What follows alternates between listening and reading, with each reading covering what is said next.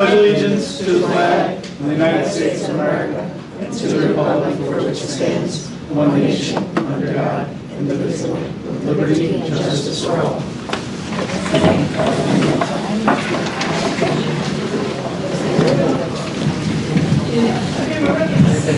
I would like to advise those present that notice of this regular meeting of the Housing Authority of the City of Hoboken has been provided to the public in accordance with the provisions of the Open Public Meetings Act. Notice of this regular monthly March board meeting was given by publication of the annual meeting notice of the authority with amendments as necessary. Was sent to the Jersey Journal and Star Ledger on Monday, March 5th, 2024, and sent to the City Clerk of Hoboken on Monday, March 4th, 2024. With a copy of the agenda to be posted on the aforementioned bulletin board in City Hall, Hoboken Library, and Hoboken Police Department, and posted on the authority website on Monday, March 4th, 2024. I direct the minutes of this meeting to state that I have announced that adequate notice of this meeting has been given as required by the Open Public Meetings Act. So, Roll call. roll call, Director. Roll call. Anthony Forbes, Andrew Impastato, Present. Barbara Reyes, Here. Michael Russo, Here. James Sanford, Erica Seitzman. Present. Before we start, I'd just like for us to have a moment of silence. If you don't know, we lost one of our commissioners this past month, Mr. Aaron Lewitt, so we could just have a moment of silence.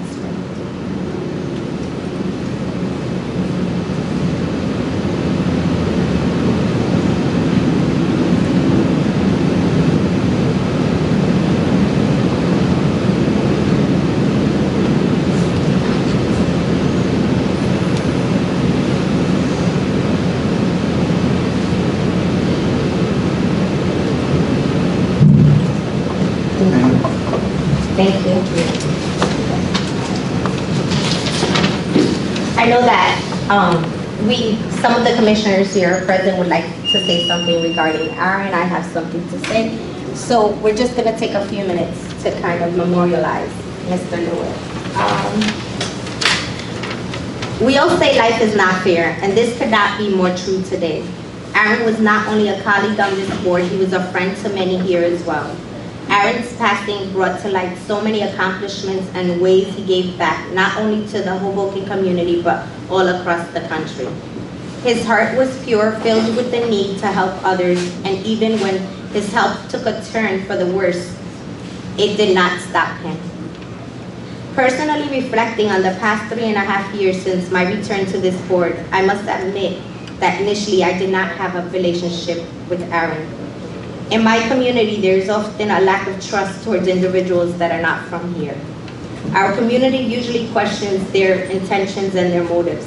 Many perceive those individuals as threats to our homes and our livelihoods. However, my perception of Mr. Lewitt prior to being placed on the board could not have been more wrong. From the moment I joined the board, he extended a warm welcome, embraced me with open arms, and supported me. Upon assuming the role of chairwoman, Aaron not only provided unwavering support, but also instilled confidence in me during my moments of doubt. My only regret today is not having more time with Aaron, as I grew very fond of him, and he had so much knowledge to share. I feel compelled to share this with those present that I witnessed firsthand Aaron's tireless dedication to improving the HHA and the livelihood of our residents. The void left by Mr. Lewitt today is a significant loss for this board. Aaron's contributions will be sorely missed. However, he was a valuable asset to this board. His knowledge, willingness, and dedication to help others will be missed. It will be hard to fill his seat. If anyone has Can you hear me?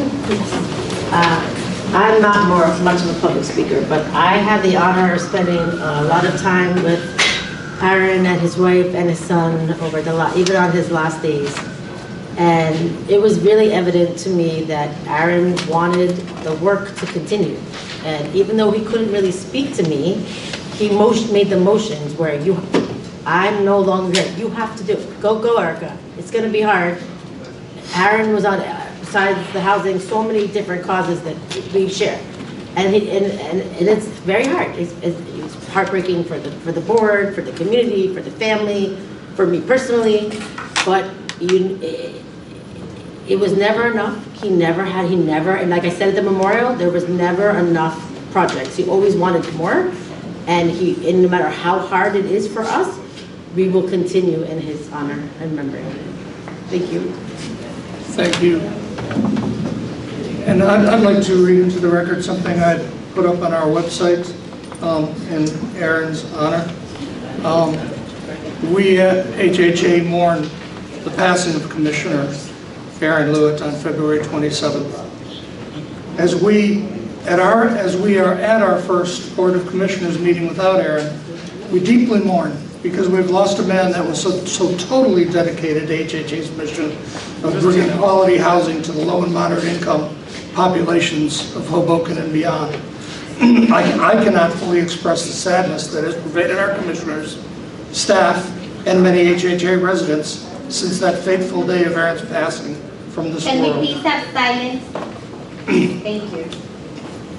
As HHA's executive director, I worked with Aaron closely on projects both big and small. I valued the wisdom that he provided based on his many years of devoting his life, both professionally and personally, to improving the community in which he lived and loved. I often turned to him for guidance, and for that guidance, I will always be in his debt. Yet even more, HHA as an organization striving for excellence is in Aaron's debt.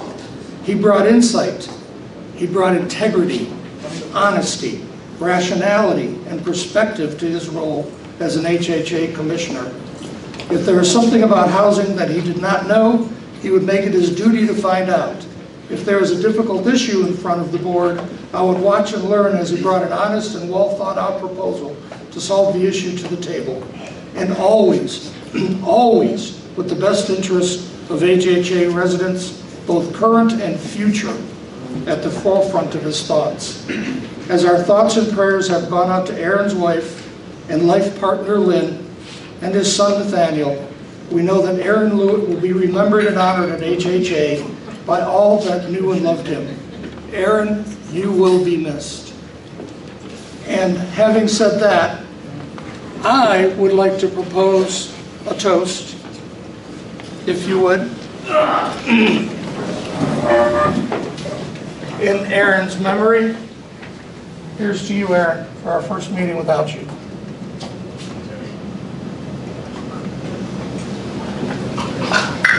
That's apple juice, by the way. So, thank you all of your insight. If there's anything else. Thank you, Madam Chair. In the days after Aaron's passing, I fought the urge to really speak about it.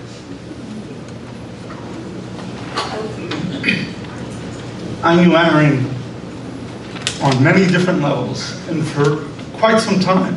And there were times we agreed and disagreed, but he was a man of true integrity, true caring. He was a man who always wanted to see the best for everyone. Didn't matter who you were. This body has always been a sacred place for me. I've always tried to avoid any political craziness that's happened in the city, here at the Housing Authority. For me, it's very special. As you know and as you see, when I'm at a council meeting, I'm very much involved in many conversations at that dais.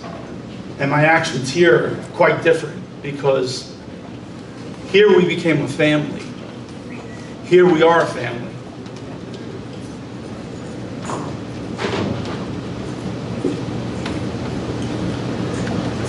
Every day every day since Aaron's passing, I think about him and his family and how they have been involved in this community in so many ways. Aaron did everything and anything he could to make this place a better place, not just for his family, but for ours. And I can't say enough about how he became a true friend to me and how I became a friend to him. I will think about him always, and I will always pray for his soul and his family. And we are sorely going to miss him, not only for his knowledge, but for his deep caring of everyone here, everyone in this city, and beyond. I love you, Aaron. Rest in peace. Thank you.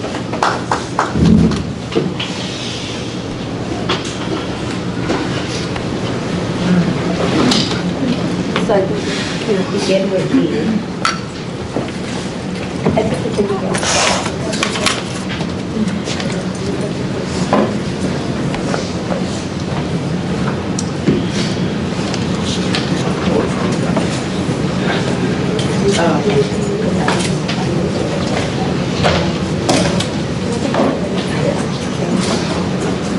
Adrian Mullins.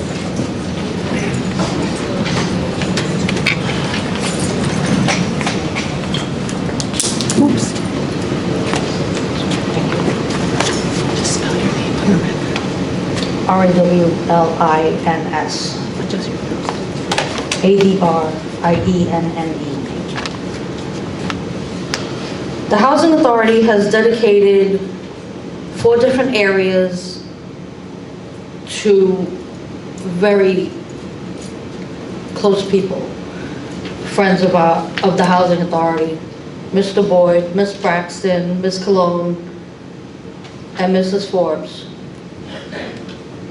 Once this project starts and these buildings are replaced, how is the Housing Authority going to keep it,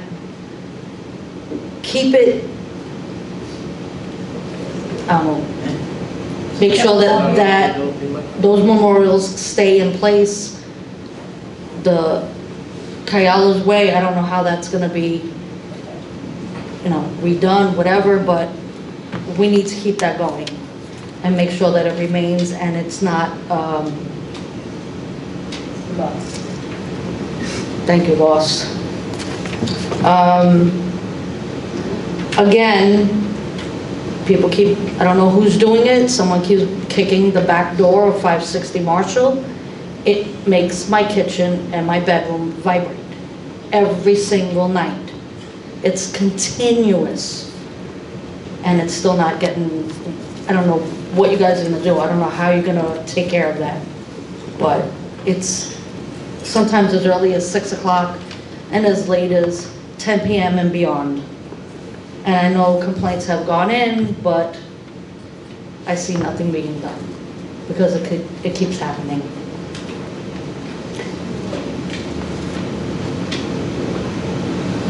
We also need a residents' rights. I have a document at home that it's prepared by another state, but it's a residents' rights. It's not something that's taken out of the lease, pieces of the lease done as your book has done. It's just something completely different. And actually, it's just better explained. What is going on with the residence and self-sufficiency grant, and what is it for, and how is it going to benefit the Housing Authority? And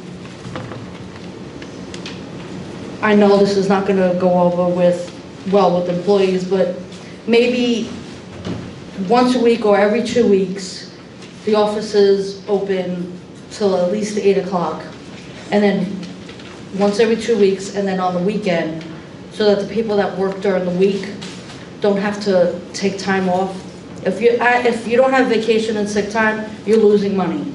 And to take time off to come and take care of the lease or whatever situation it is, I think it would be fair for the residents if the housing authority, it's twice a month, once on a weeknight, and once during the weekend, on a Saturday,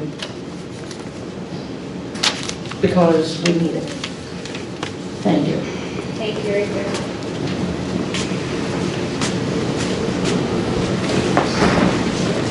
Vanessa Falco.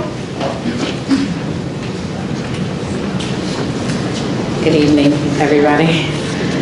I wasn't able to make any of the services, memorial services for Aaron. So I just wanted to come here tonight to feel his spirit, because I knew that I feel that he is here, he's with us. And so I also would like to offer my condolences. I had the pleasure of working with him. We would have lunch multiple times. We would talk about the housing authority. We would talk about his commitment to seeing change, to working hard towards change. He was frustrated some days because he wanted actionable items. He wanted to see results. He didn't want to just talk. He wanted to look and see change and growth, and most importantly, development. He was not happy about the conditions that, residents live in, and he worked really hard to see that improvements were made, and any contribution that he could make to move things along more quickly, dedicate his time, he was more than willing to do that. And so I just agree with you all that we really lost a great, not only person, but commissioner who was dedicated to this community and seeing it be improved. And so he will be missed. He will be missed. And to that end, I would just like to say the other point that I'm here for is that, as you all know, I am the head of the Division of Housing, so for the city of Hoboken. So I receive multiple requests. Frank and I talk about this all the time, from senior citizens, from people that are not senior citizens, but the most heart-wrenching for me is when I get calls from seniors that are afraid to be in the community that they live in. They don't feel safe. They are not comfortable. Last month, we lost 2 senior citizens, Diane Stewart and Aleja. I don't know her last name, but I've known her all my life. Padilla, yeah. And both of those individuals, for example, I've received messages from them. So her daughter would contact me about, the fact that, and I think I've even spoken to you, Director, about it, and Frank also, that she lived in a second floor walk-up unit, and she wasn't able to walk up. She did eventually get transferred to a more feasible unit for herself. Diane Stewart, she constantly complained about, her living conditions, the mold in the apartment. She felt that it contributed to her bad health. And so I just want to encourage you all to, I know that it's hard, but somehow we need to figure out a way that we prioritize our seniors and their needs. As we can see, tomorrow isn't guaranteed, and that could be for all of us. But for seniors, for sure, we really have to find a way to make their living conditions better. It's a priority, and I know that you all do the best that you can, but I think that we have to figure out a way to do just a little bit more. Yeah, and so I hope that everyone can continue in the spirit of Aaron, work collaboratively together, and accomplish the goals that we are set out to do. Thank you. Thank you, Vanessa.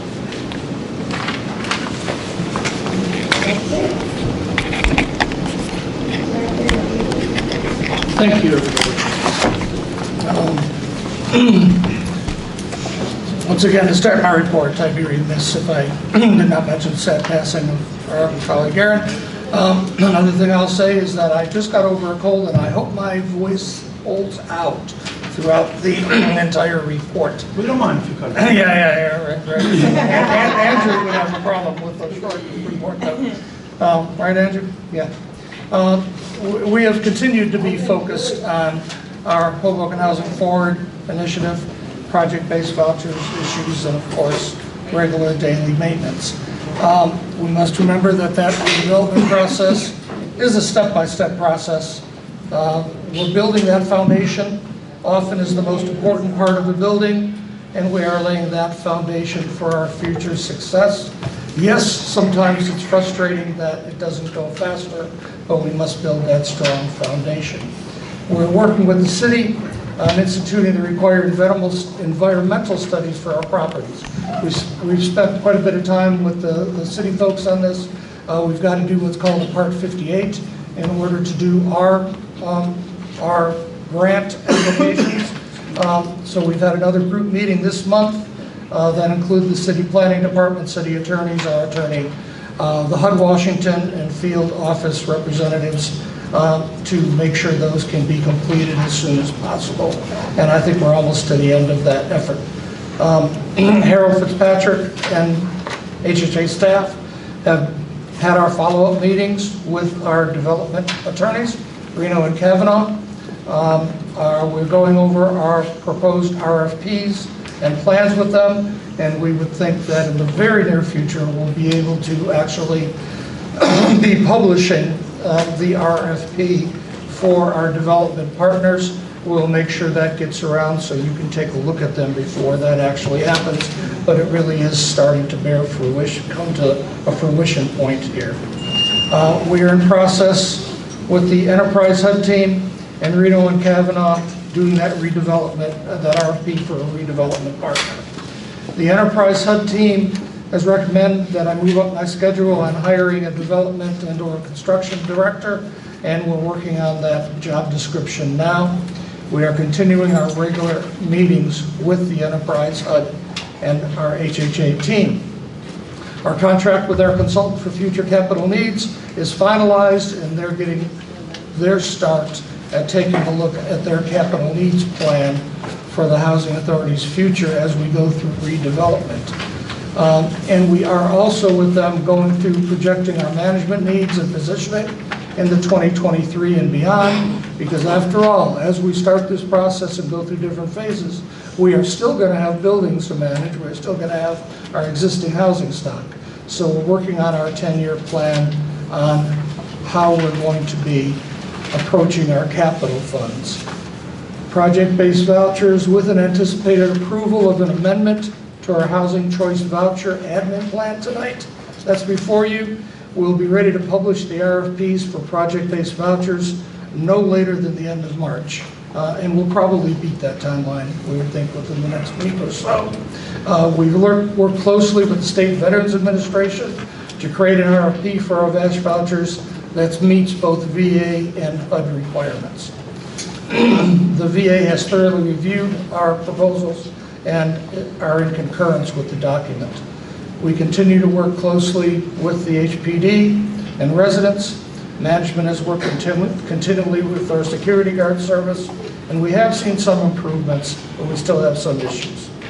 I continue to meet with residents on a personal basis, and I continue to say, residents, if you want to come and see me, come and see me.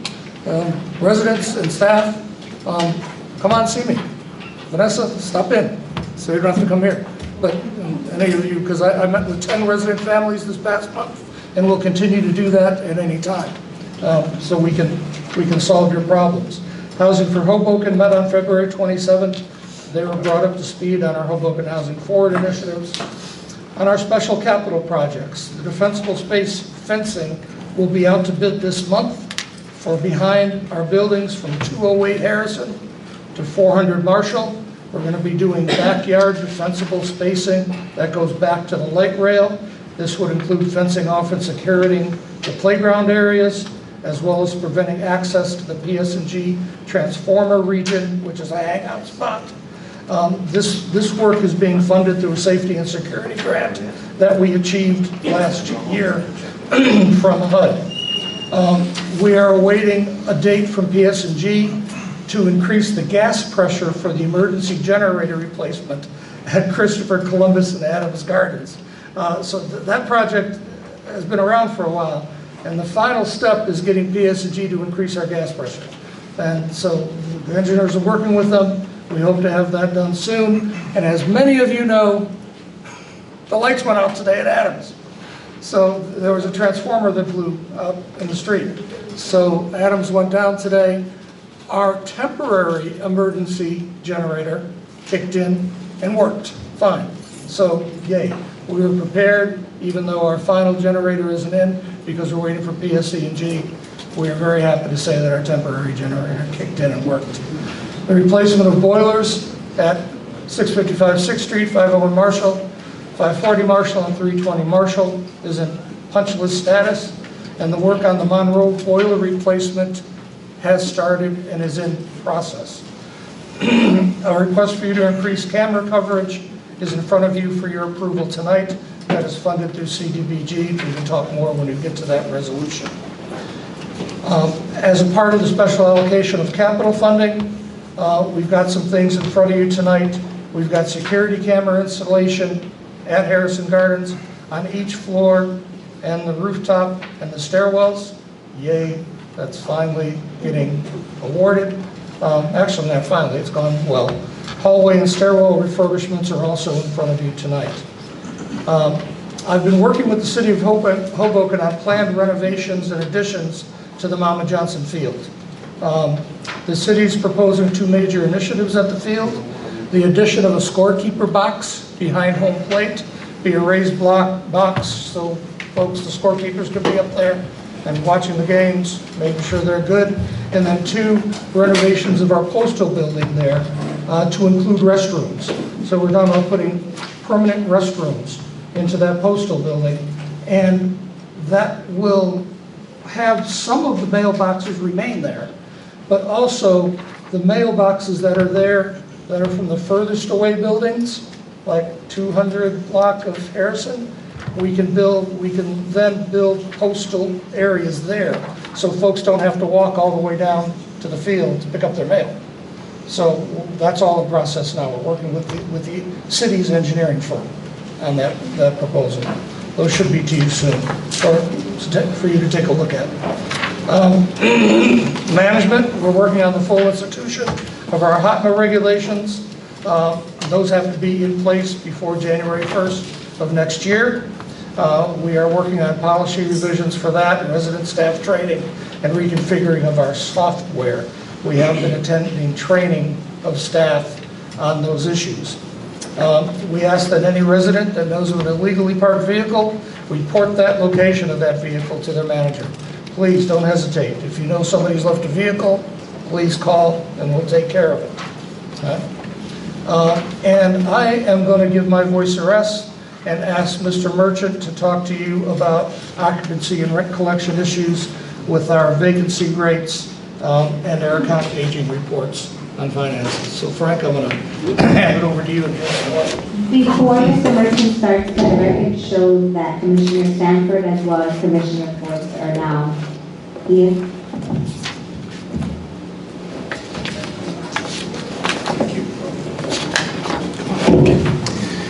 So I want to start by, first of all, I really want to thank the team in the way we have reached a milestone that we've been pushing for in PIC. That is not easy to get. We need to have a 95 in PIC, and that has nothing to do with vacancy. It's a reporting tool in HUD, and PIC is how HUD receives the information that we get from each family, right? So as you guys know, over the last couple of years, we did software conversion, and there was a lot of it was what had to be submitted to HUD. So we've finally broke the 95 that we needed to be at. So that was something that we were working very hard. I want to specifically thank Jasenia for her effort on that, but as well all the managers who then, so she worked alongside everybody to put this final push through, and we're not done with that number. I'm not going to promise you 100 because there's reasons why we won't be able to get there, but I think we'll be able to get to 99 in a very short time. Keeping up with the good news, our vacancies. So we're officially at 97%, right? And I want to tell you that that number itself is also something to brag about, because as a state, the state of New Jersey is 92%. So we are better than the state by 5%. And so these numbers that we talk about, they don't change overnight, and they don't happen because one person did one thing. It happened because everybody started to work in sync for a very long period of time, sustained through, ups and downs that we have that get thrown our way. So I will continue to say thank you to the staff for seeing it through, because that's what gets us there. So the vacancy numbers, just like the PIC numbers, we're not done with that either. So there is a lot of units that are going to be leased up this month, and we continue to do that. Obviously, I do want to talk about there will come a time now, unfortunately.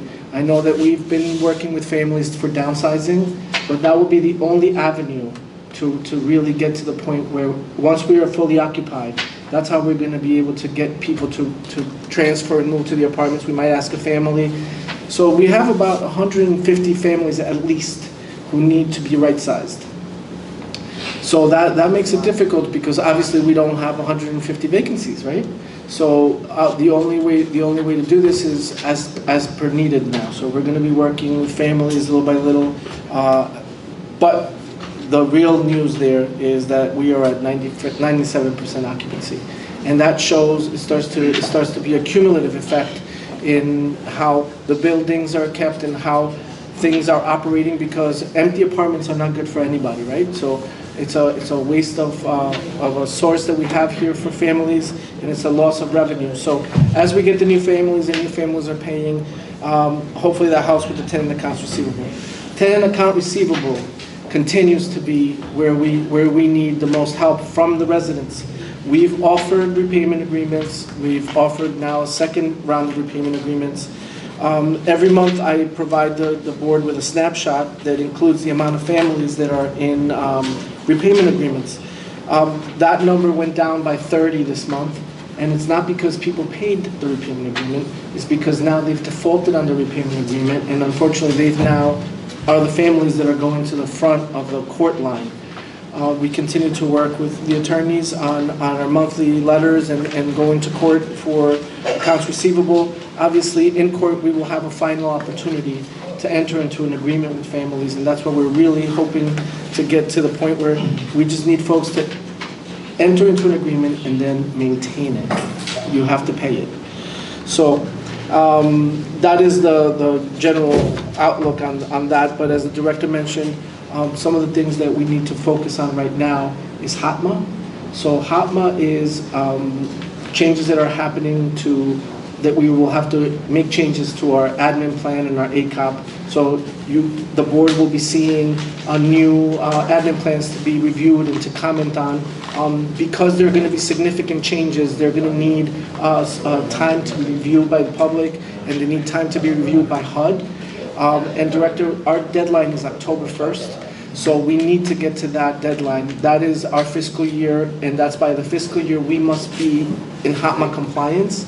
So part of it is a little bit more training with the staff, part of it is a little more education with the residents, and part of it is the work that we're going to do with our partners in Enterprise and with HUD that are also assisting us in the rewrite of the HOTMA regulations into our admin plan. The other thing, I would be remiss if I didn't thank all our residents at Adams and Monroe for what I thought was a very awesome response to our Inspire inspections. Inspire inspections came with a lot of heartburn to a lot of folks because obviously we know that every year we have our regular REAC inspections, we do our in-house inspections, but as part of the Inspire, it changed the module of the inspection process and it's more focused on the inside of the unit. Therefore, a lot more onus came onto the tenants, and we needed their help. We had a meeting in both Adams and Monroe. We handed out some literature. We spoke. We were able to, with Sammy's team, be able to afford some assistance in moving some of those items that were blocking egress. All in all, we don't have the results yet, but we are hopeful that we know it was a significant improvement from last year anyway. But we can't wait to get the actual numbers so that we can bring it to you and take that next step into the Inspire. And like we mentioned to the residents, and our hope is that we get to the point that we are Inspire ready all the time, not at time of inspection. And the only way that that's going to happen is with every resident working with us and with good communication from our manager, which is the perfect segue. I don't know if everyone here already knows, but we have had some new appointments and changes of who is in what buildings. But I would like to start with Adams and Monroe. So Yolanda Sissoko is our new manager for Adams and Monroe. And as part of her new role here as a manager, it's how we're going to be communicating with residents and how we're going to be working with staff to just provide more communication and more accessibility to their units and to their needs, right? We wanna, with Yolanda, get the community rooms buzzing. We need them buzzing with programs, with activities. This is a resource that's being wasted every day because these rooms are amazing and they can house a lot more in that time. We have Patricia Colon, who is now heading our quality assurance department. And what that means is now we are going to have an entire department that all she does is double check files all day. Because as you know, over the last couple of years, we've had issues with files, and that's the final little piece that we need to clean up with the audit. So implementing this double check and quality assurance department, we are going to be double checking 100% of our files. So that is no longer a sample, is no longer just parts of it.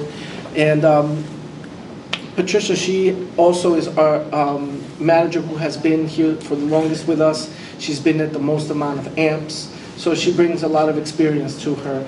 And the one thing that I've always seen in Patty, and that even folks from HUD have recognized, is her files. So her files are what are going to be the, let's say, the sample, and we're going to be uniforming every office so that when anyone picks up a file, it doesn't matter what office it came from, it's going to have the same look. So I know that was a lot. And then last but not least, Lydia Rodriguez is now in Harrison Gardens because Yolanda left Harrison and CCG.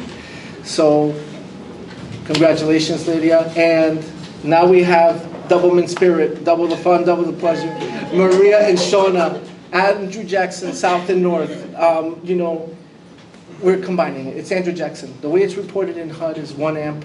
We separated it, but and I can already tell you, it's only been a couple of weeks since the change, and I appreciate everyone's willingness and openness, and what it's doing is allowing new eyes to look at old problems, and that doesn't mean anything about the previous person. It just means that sometimes just changing things around, we can all do better. Like Vanessa said, we are always striving to do better, and no matter how good we get, we can always do better.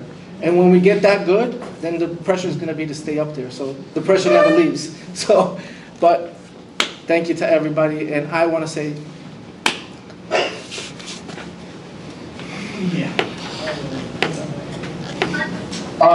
Real quick, can I ask a question, Frank?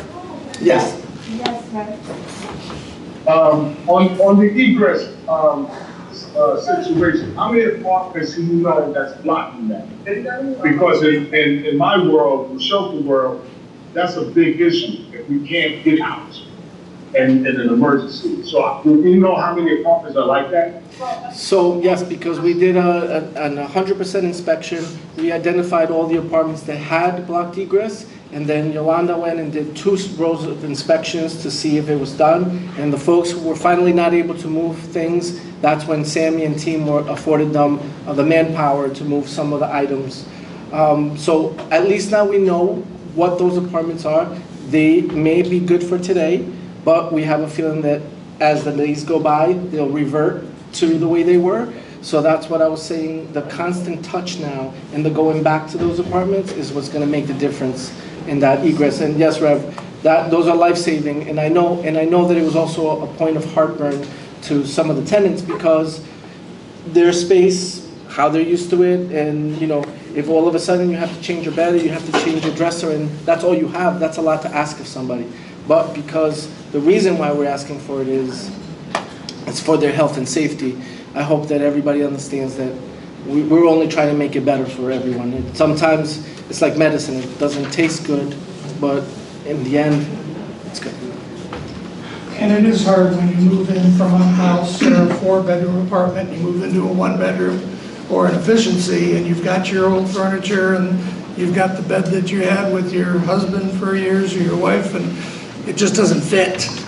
And it breaks your heart, it does. But we've got to make sure you can get out if there's a fire. And we're not trying to be mean, we just want to make everybody safe. And we did have the inspection, and while we don't have a score, Absolutely. while we don't have a score, I can say that no tenant was hit with blocked egress. So that was a good thing. Excellent. I would just like to make a quick note on what Frank was saying about reassigning some of our management staff to other positions, starting the quality assurance department, and last but not least, having a brand new management aide that was promoted to her first management position, Miss Lydia. So I would just like to take a moment for us all to thank our managers and our management aides. They're where the rubber meets the road, right?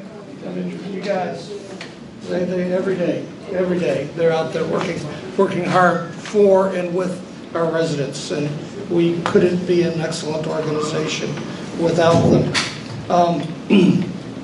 So we continue to work on those preventative repairs. On our boiler room report is attached, and basically we're almost to the end of winter.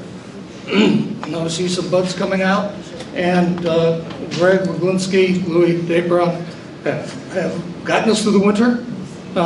It's been interesting at times, but they, in their report, thanks the board for the opportunity to have new boiler systems and new boilers installed. It's helping quite a bit. It's really making a difference. It's making a difference in our finances as well. Now, again, we need to remember, as he says, a new boiler is great, but then you've got pipes that go up, you've got radiators, you've got old return valves and knocking steam traps and all of that are still there. So they're busy with those, but we've had a good year. We have not had any major problems this year. Emil in finance is working on project closeout, and we are very close to closing that HMFA grant. Year-end closing for the 2023 audits in process. Our housing choice voucher budgets are being worked on in anticipation of going out for our RFPs, and our contract management and publication of RFP and RFQs is coming out of Emil's shop. On March 8th, we dedicated the 411 Community Room for Miss Annie Forbes. The gathering was inspirational and moving as we celebrated the life of Miss Forbes, and I took inspiration from her for our future as well. Reverend was, in many ways, Reverend Forbes was the master of ceremonies, and it was very moving, Reverend. Rev. Forbes? I just wanted to thank everybody for this honor. It's a great honor for us. It wasn't an easy day, but we made it through, and the plaque is gorgeous. Just thank you all for this great honor for the family. So thank you again. Well, thanks to your family for being the great people that you are, that allow us to have that type of honor given to our residents. It's inspiring. Yeah, and she was a true pioneer. She's just one of many. Yeah. One of many soldiers that have left us. So, and her being honored for me is everybody that stood with her also was honored. So that's why it meant a little extra special for us, because there's a lot of people that were not mentioned that's also warriors for our HHA. Awesome. Thank you, Rev. It's inspirational. I did kind of jump over because Frank had mentioned it, that we did have this Tuesday, 2 days ago, our first REACT inspection under that Inspire. So we haven't gotten the results yet, but I do want to just give a special thank you to the management, again, the management, and to Sammy's and Jackie's staffs. They worked really hard to make sure we did well on this inspection. Haven't gotten the results, but I think we're going to do well, and I really am impressed with the effort that they put in to make this happen. We've got our inspection coming up on March 26th on Andrew Jackson. Whew, that's going to be our tough one, always our tough one. I will mention, before I hand it over to Daniel Perez for Resident Services Report, I will mention that our family self-sufficiency grant from HUD was denied. Erica already knows. So that's a tough grant to get. So the only money they're giving for that grant is when a housing authority someplace else in the country withdraws, and then there's some money available.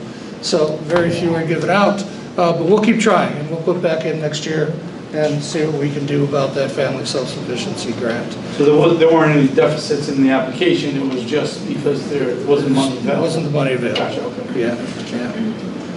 So, and once you get that grant, they renew every year. Yeah. So the money just keeps flowing to the ones that got the grant originally 10 years ago. I've run 2 of those programs, and they're great. We managed to put money back in our residents' pockets. So I will ask Mr. Perez. Hello everyone, thank you so much. I wanted to be brief with some of our programming. As you know, we have a new program provider called Team Wilderness. They have been making incredible strides and inroads into housing authority families by providing these wonderful outdoor experiences.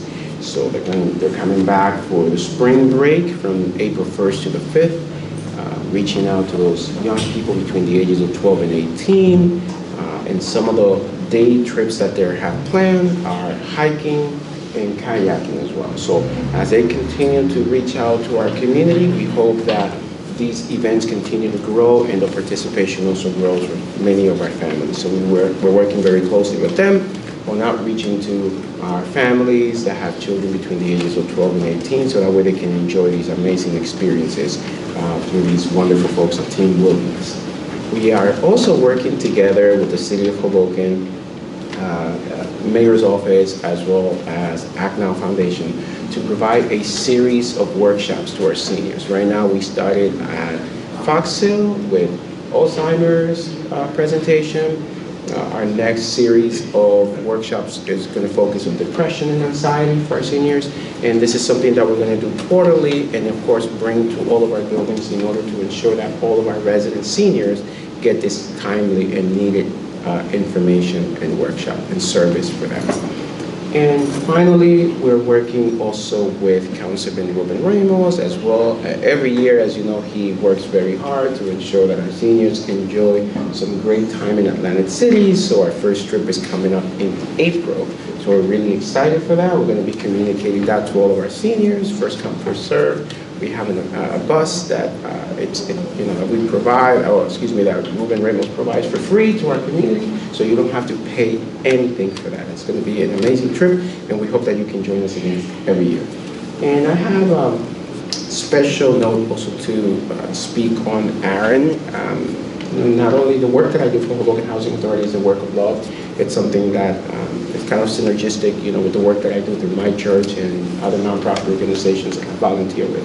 So I kind of chatted with Aaron, and he was gracious enough to be able to donate, lightly used clothing, and many families, across Hudson County and also other, New Jersey counties, and also in the Dominican Republic and Guatemala benefit greatly from, Aaron's donation.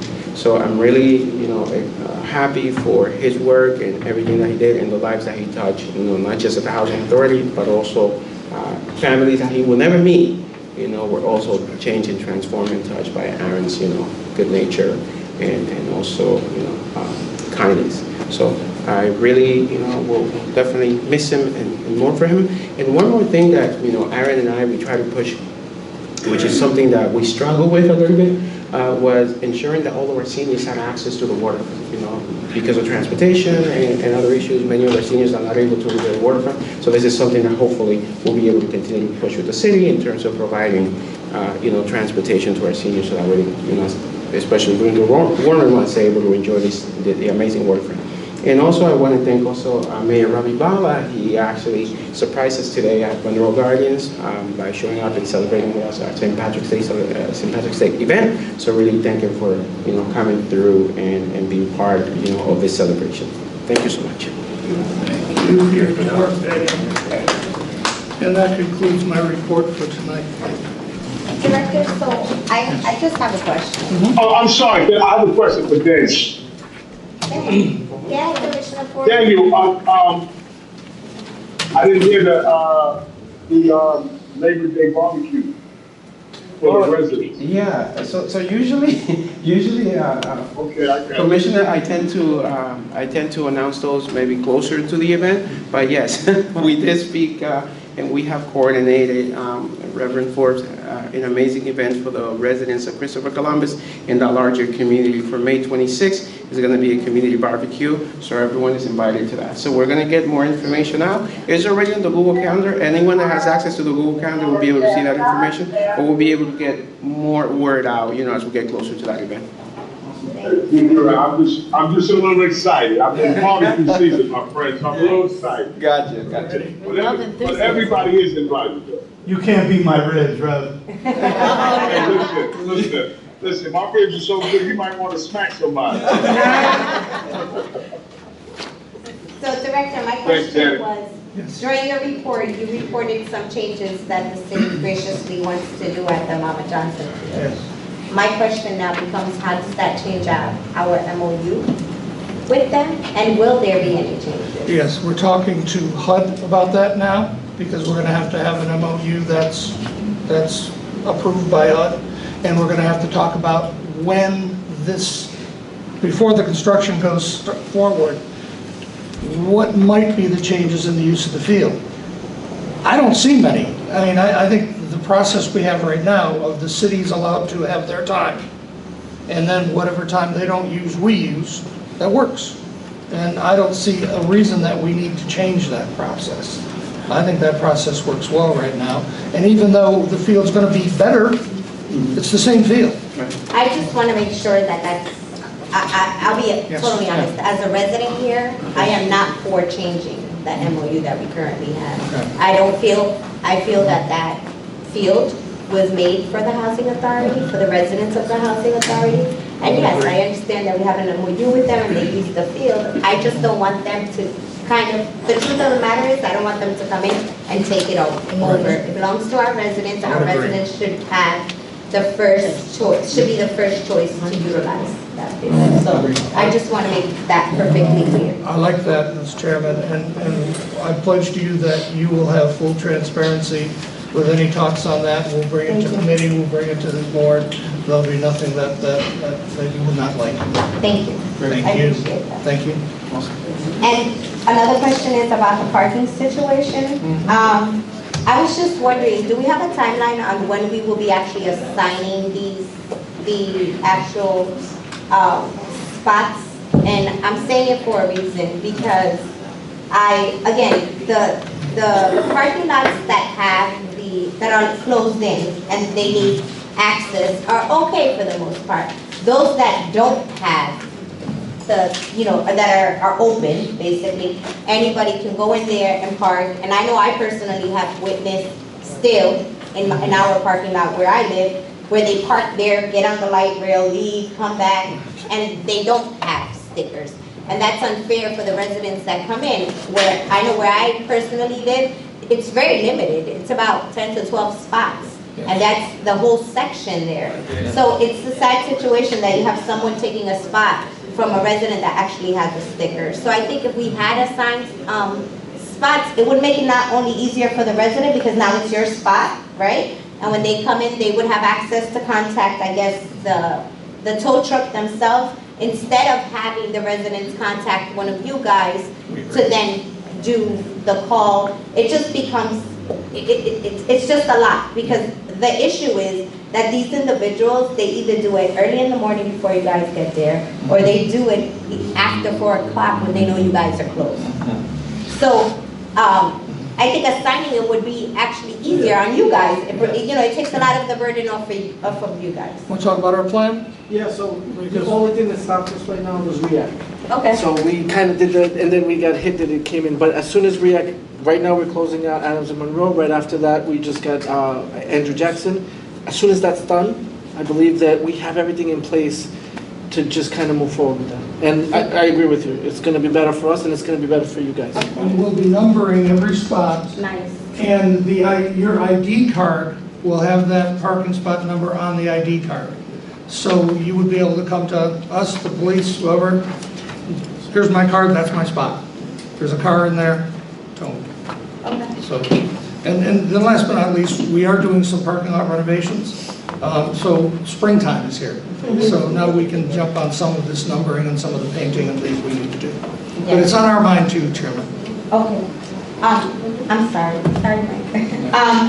Another thing is, I know I spoke to you about the bricks in front of 220 Harrison, the snow. Are we working on that, on repairing that? It just looks so terrible. Yeah, we'll get to that very, very soon. Okay. Promise.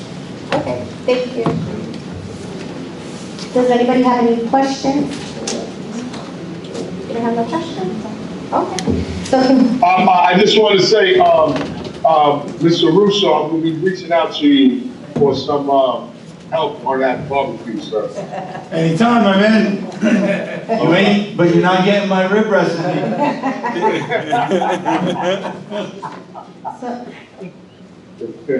okay, so I guess now we can move on to resolutions? Yes. Okay, resolution number 2024-0301, resolution of the Housing Authority of the City of Hoboken to approve the meeting minutes for February 8, 2024 regular board meeting. Motion. Second. Any discussion? I'm sorry. Questions, concerns? Andrew, you have a question? No, I'm just ready to vote. Oh, okay, okay. No questions, no concerns. Director Anthony Forbes? Yes. Andrew Impastato? Yes. Barbara Reyes? Yes. Michael Russo? Aye. James Sanford? No. Erica Seitzman? Yes. Resolution number 2024-302, resolution authorizing the payment of monthly list of bills for the Hoboken Housing Authority. Motion. Second. Questions, concerns? Yes. Sure. Just have him shut his. Yeah.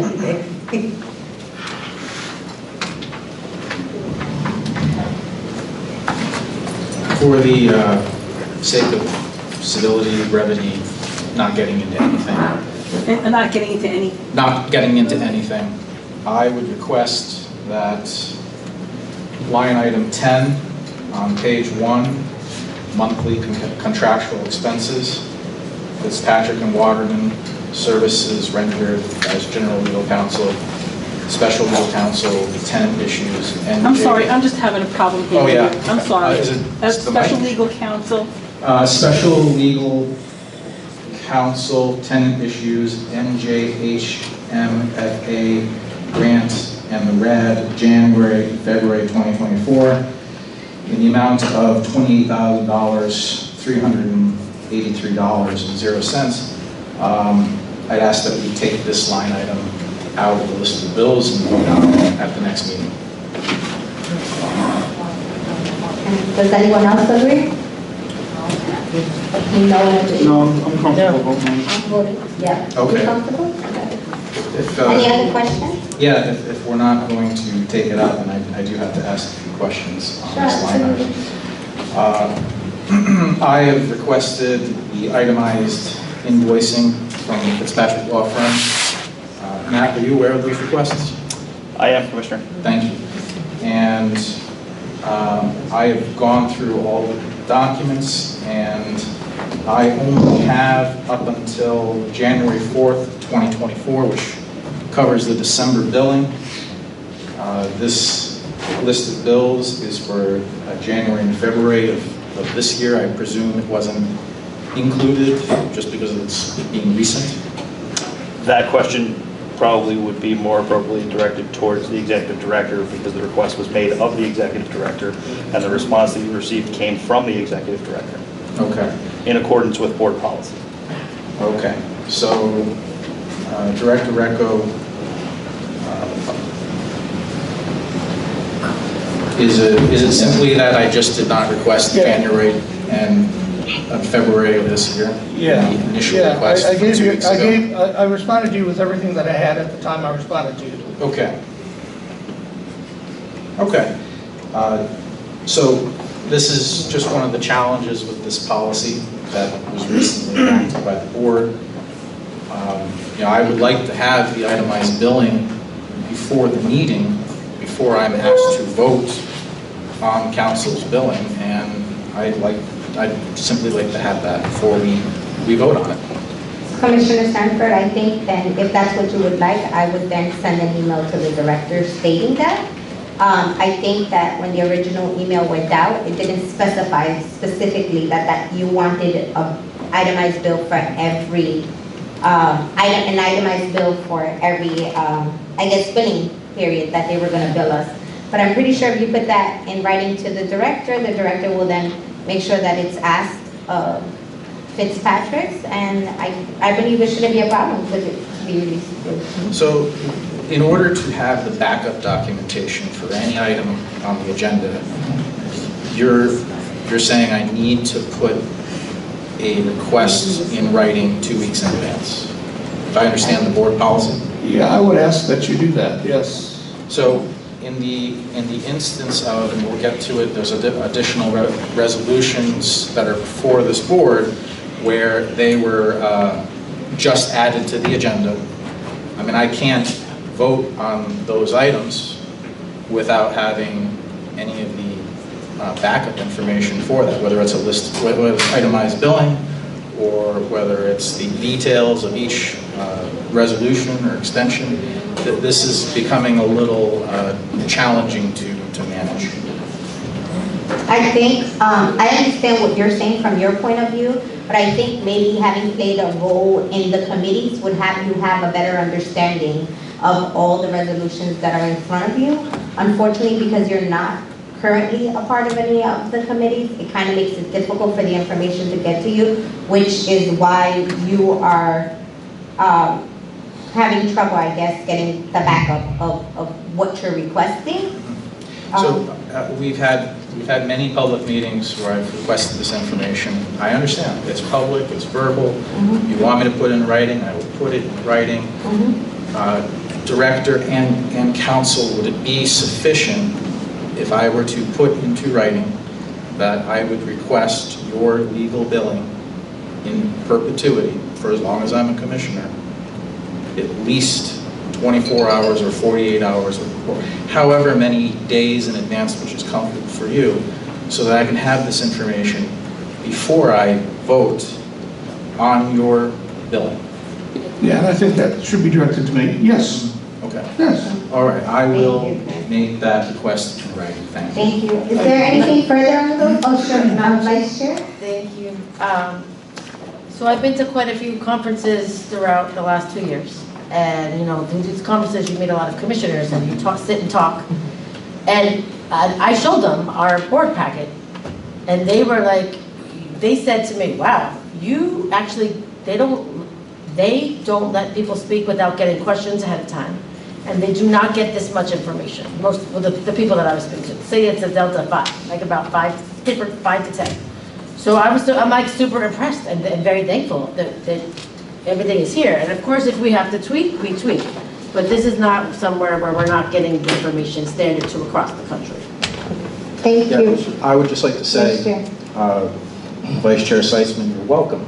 You know, a lot of my past colleagues and I, in the wake of former Executive Director Carmelo Garcia, we had a lot of information withheld, and we made sure that going forward, these agendas would be filled with as much information as possible, because all of our meetings are supposed to be transparent, and you're welcome. Thank you, Commissioner Stanford. We appreciate that. Are there any further questions or concerns on the bill?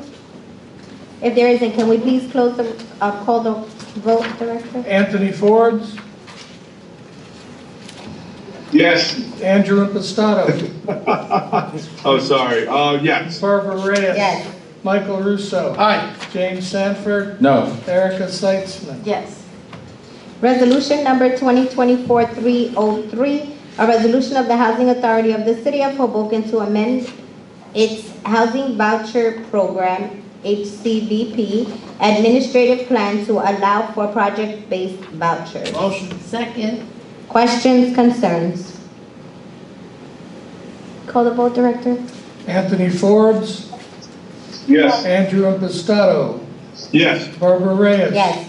Michael Russo. Aye. James Sanford. No. Erica Seitzman. Yes. Resolution number 2024-304, resolution of the Housing Authority of the City of Hoboken to reopen its housing voucher program wait list for 2-bedroom units with respect to project-based vouchers at Fox Hills. Motion. Second. Questions, concerns? I have one question. Sure, absolutely, Vice Chair. Can you walk everybody through the process of how that goes so people understand? Be glad to. Thank you, sir. Frank, you want to take it? Thank you, Vice Chair, Yeah. because I get that question. I get that question a lot as well. Sure.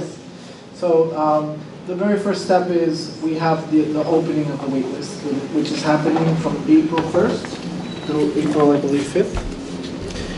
So during that period, the wait list is open. Folks can go to our website, and there will be an application portal. As soon as you come to our website, it'll say apply here.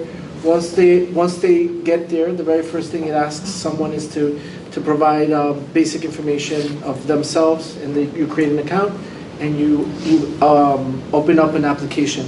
As you noticed, you're already on the second resolution. For each resolution, there's 3 total right for today. There's 3 waiting lists. So the 3 waiting lists are going to be for different folks. Some people might be able to qualify for all of them, but in particular, so let's say the one that we're talking about right now, which is vouchers at project-based at Fox Hill. We're opening up only for the 2-bedroom size there. So in this particular wait list, you would have to be either disabled or a senior, right? Because it's a senior disabled building. When someone first applies, they're going to get basically what would be considered a lottery ticket. It's a pre-application, not an application number. That pre-application, then at the end of the wait list period, a certain amount of time goes by, and then we run a lottery. The lottery is run by we have a third party, which is our software company. It's a function through. We've invited, last year we had some commissioners present. Mm-hmm. It's a very non-exciting function. They just basically run, but hit a button. But we like to memorialize it in a way so that everybody sees what it is. And then what happens after that lottery is that if we had, let's say, for example, 1,000 people apply for this particular one that we're talking about at Fox Hill, unfortunately, we're only looking for 50 right now, right? So what it would do is it would first makes a lottery and it gets the 50 people, and then those 50 people then are placed in that lottery based on their preferences. The board has made one of the preferences Hoboken be one of the heavier weights. Obviously, we know veterans come first regardless. So our veterans come first, our Hoboken residents come next, and then there's a couple of other preferences that can be selected. The preferences, when you go on the website and you go to selected, you're going to get a pop-up that tells you what that preference that you're selecting is, so that you can understand it, because some of these preferences are a little convoluted. I know that that's something that we're going to work on when we do the revision of the admin plan for Section 8. We've already done that process in public housing where we already streamlined the resolutions and there's only 4. We're going to get to that number when we change. But at that point, once the lottery has been run, placement has been done, a letter would go out to the folks who did not make it, and a letter goes out to the folks that did make it with a link so that they can then track their own placement on the waiting list. A person would then, so as folks are now calling us that have been on our current waiting list, rather than give them the number, which we can, we give them access to the portal so that they can check that all day long if they want. They can go in there and see as it changes and moves. We are in the process, while we're awaiting the new thing, we're doing a purge to make sure that all the folks that did apply still are interested and that they're still viable people before we put the new names on it. And we're taking a few extra steps this time around in specifically clarifying the preferences, because folks, in the eagerness to apply, they just select things, and maybe they don't necessarily have that. In particular, listen, the Hoboken one is a very heavy preference, right? So if we're going to give you a heavy preference, you need to have proof of it.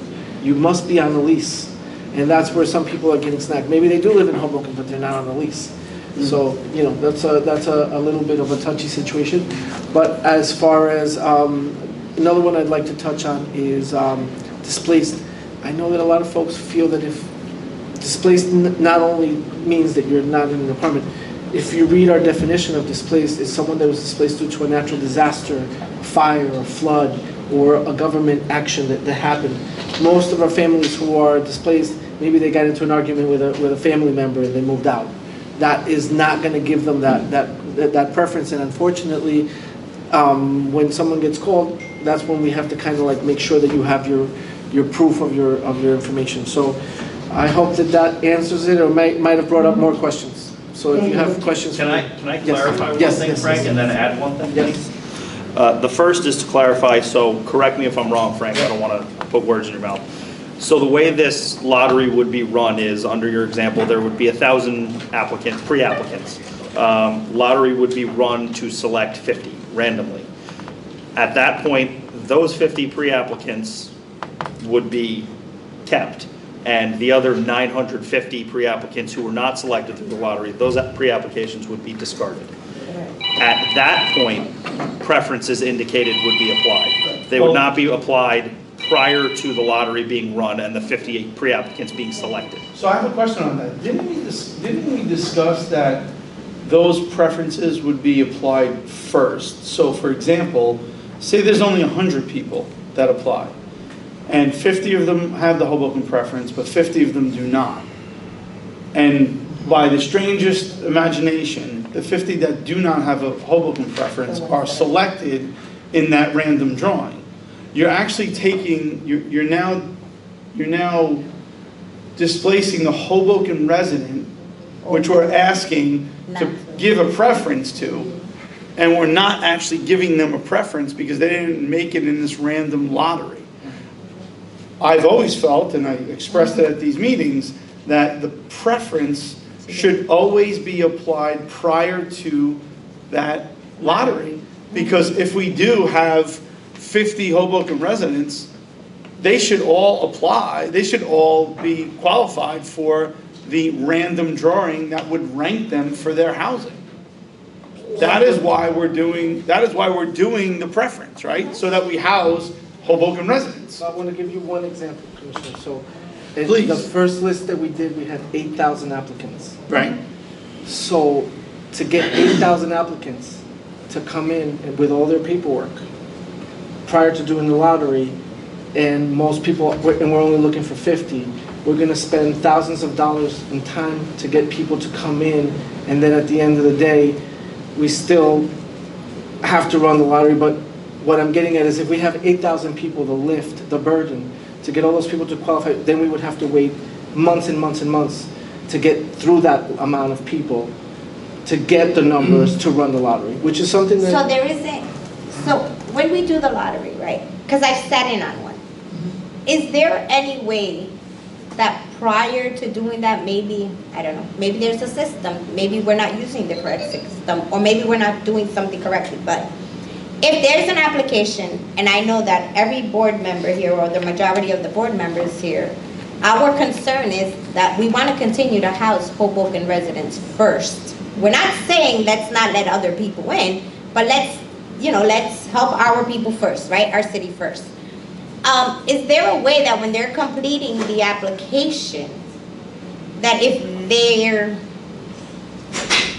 what I'm trying to say, you understand, like if you're filling out the application, we want Hoboken residents, is there a way that when that application is submitted, it could, their preference being a Hoboken resident would automatically put them into the lottery? Not that it chooses them for the lottery, but it would put them in the rank for the lottery.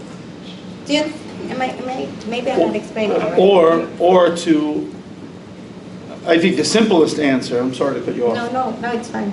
I think the simplest answer would be to choose that preference on the application, you must upload your lease.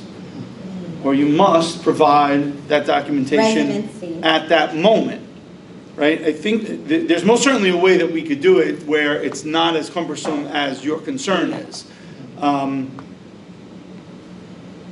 Again, I think that's the easiest way. Like when the city of Hoboken, when we apply for a parking permit, you upload your documents. It's that easy, right? Like it doesn't take any more effort by staff because the resident or those aspiring to be a resident would have to do that legwork to make sure that it's uploaded to the portal so that we have that information. And if they do not upload it to the portal, then they are no longer on that preference, right? So same thing with a veteran status. If I'm a veteran, I have to upload my documents. I have to make sure that you know I'm a veteran, which I'm not. But I always want to make sure. No stolen valor here. But honestly, I think it's a simpler solution than we're making it out to be. Now, again, I don't know if we have the capability of doing all of that with the system. That might be a whole different kind of conversation. But. I would like, go on. I was just going to say, if I may, Commissioner, and you created a perfect segue into this, and this is not to argue for one versus the other, it's just to give you an idea of the slippery slope implications of however you choose to do this. If you were to do what you were proposing, the absolute first preference has to be veteran. Right. So if you were to apply the preferences first, the absolute first thing you'd have to do is veteran. So if there's 1,000 applicants and there are 50 veterans who apply, if all 50 of those veterans are not residents of Hoboken, they're the first 50 people you house if you're applying preferences first, which is fine. I'm just making sure that that's understood. I absolutely understand that, and that is a decision way above all of our pay grades. That's a federal decision, right? That preference has been made by Congress. In terms of the intricacies, the nuance. Yeah, I agree. I understand. Would it be a problem to open the applications only to Hoboken residents?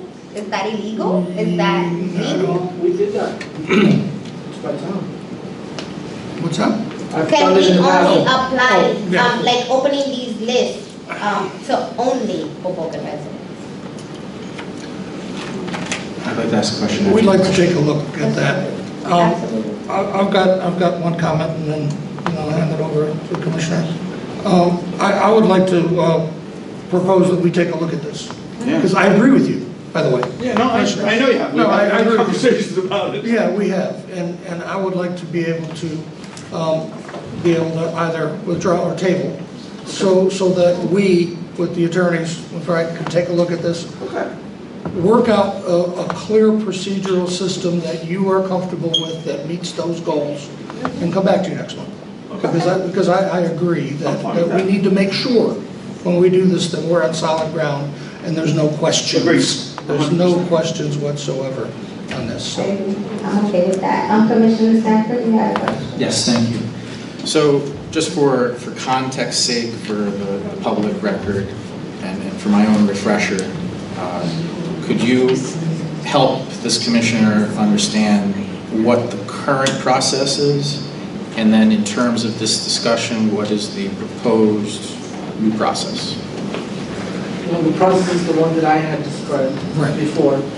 That's what's the current process. Can you just describe that to me again? Sure. Thank you. So we put a public notice out saying an X amount of vouchers are going to be available through a lottery. We give a window of time. In this case, it's April 1st through the 5th. Once our folks apply, they're going to get a pre-application number. They're going to fill out, which is how it's kind of like a lottery ticket. With that lottery ticket, they have now self-certified. They've said, "Oh, I'm a veteran. I am a displaced person. I'm a Hoboken resident." And then at that time, then what we have is a list of, let's say, 1,000 names. After that, what happens is that we run a lottery to be able to determine who are the 50 people, And what we've done in the past is we discard, but we don't discard. They stay there because if it happens to be that the first 50 people that get pulled out of the lottery don't have any preferences, they're not gonna, you still have to have the So preferences. you mentioned a number of 8,000 people on the list. So that's the current list of people that want. Well, that you're- Not permanent. That was one Okay. we did 2 lists ago. 2 lists ago? Yeah. Okay. So if I understand correctly, first there's the notice where it's advertised. Yeah. And that would be the initial pool. So let's say 1,000 people apply, that's 1,000 people, but then they get added to another pool or no? No. No. So once now you take those 1,000 and you put them on the tumbler. Okay. And you pull out, you need 50. So you pull out 50. So But when he says tumbler, it's actually a system. Right. I yes, understand. it's a Just lottery. wanna make sure, yeah. I'm trying to understand Yes, how yes. the. It's done electronically, we don't do any of Yes. that. At what point does the lottery apply to which pool of people? So if now at all? the whole 1,000 people went into the lottery, and now we get the names in the order of the lottery. So we still have 1,000 names. Mhm. It's just now in a new order. Instead of in the way that they applied, it's in a random order. Okay. And the reason for that is because it used to be that, whoever could get up at 5 in the morning and be outside the office was the first one to get number 1. And that wasn't fair for people, even when it was in person. Sure. So what this does is anyone who gets in within the open period can have a shot. Or else it's only those people that woke up the first day and went online and got those first 50. Right, so there would be a bias. Right. So let's say of the first 1,000, Yes. and so the lottery occurs, let's say we only have 50. Is it just the first 50 that are pulled out of the lottery, or does the lottery pull, say, 100, like 10%, and then of that gets prioritized? So it pulls the full 1,000. It pulls the full 1,000, and then we go and then we look for preferences. Okay, so in this analogy or this example, you had the 50. Sorry, someone wants to So say. actually, I'm glad you said it that way because that maybe this will help a little bit the conversation. When we run that lottery and we get that list of 1,000, even though it's in an order, now I look for preferences in that order. So still I look for veterans. So my first I go down the list and I see, number 3 in the 1,000 is a veteran. So I take that first one. So that becomes number 1. Right? My second one. So whoever was in the lottery, let's say veteran number 54 got spot number 30. Now he becomes number 2. Because His preferences. still at the end of the day, veterans will still get first shot and still Hoboken will get first shot, the way that we are. Good second shot. Well, get second shot. Right. So it still works that Hoboken way. will line up behind. It's just that, Well, maybe this solves the concern, Correct. right? So if we're looking at, because we still have all 1,000 all names. 1,000, correct.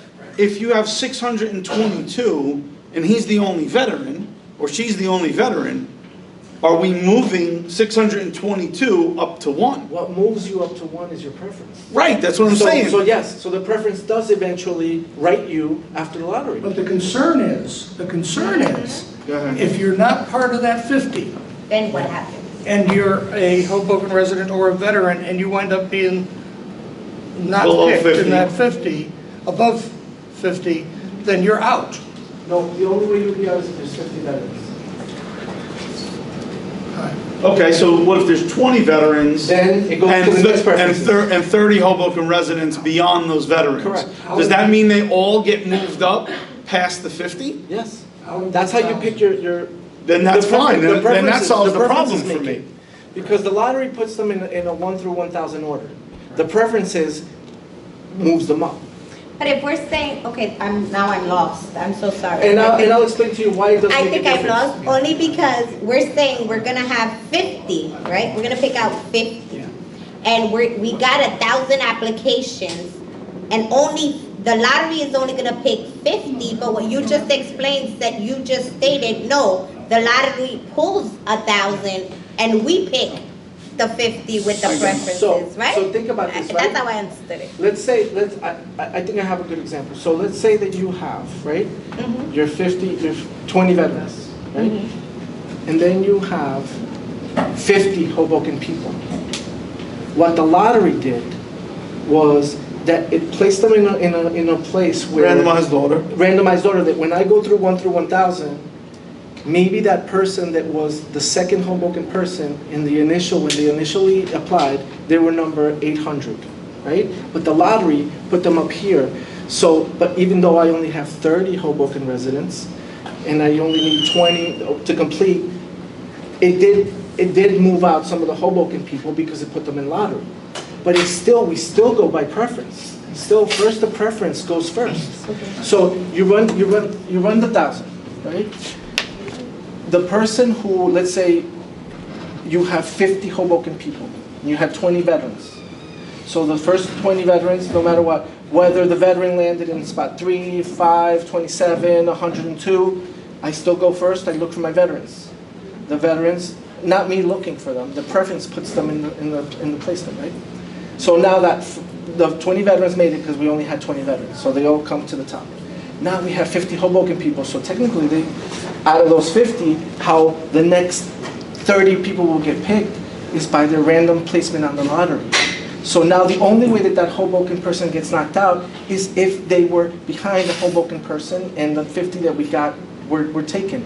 But the truth of the matter is that the Hoboken preference and the veteran preference still 100% applies to the way that we have it right now. I know that it's convoluted and it's difficult, so thank you so much for fleshing it out. I think your question actually, I hope, made it a lot clearer for everybody. But yes, our current system, the way it works, Hoboken people will come first before anybody else, obviously after veterans. That's great, honestly. That's fine by me, because my concern was that if you didn't make it in that original 50, you could get bumped out of that lottery, right? And now that you're saying that it's not, once it's a randomized order, that would just set those preferences. Correct. That's fine. Okay, I'm all right with that. It's just going to reorder the 1,000 people. Okay.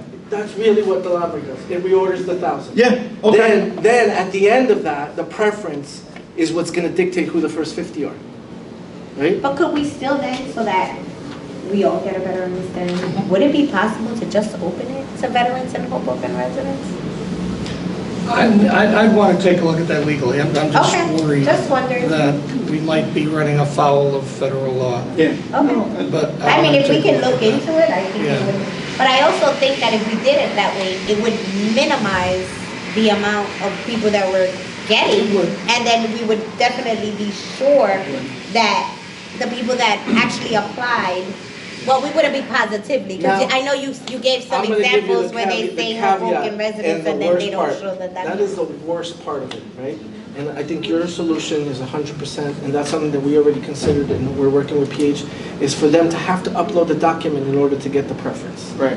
Because, yes, if someone says, I have a lease, then just upload it. If you didn't upload a lease, you don't get that Hoboken preference. Right. And then it's going to avoid a lot of wasted time. And the other, is domestic violence a preference too? Yes. Victims of domestic violence, right? Displaced victims of domestic violence. That is always Right. there, always there. I think that would be the only sensitive thing Yeah. of uploading the documents.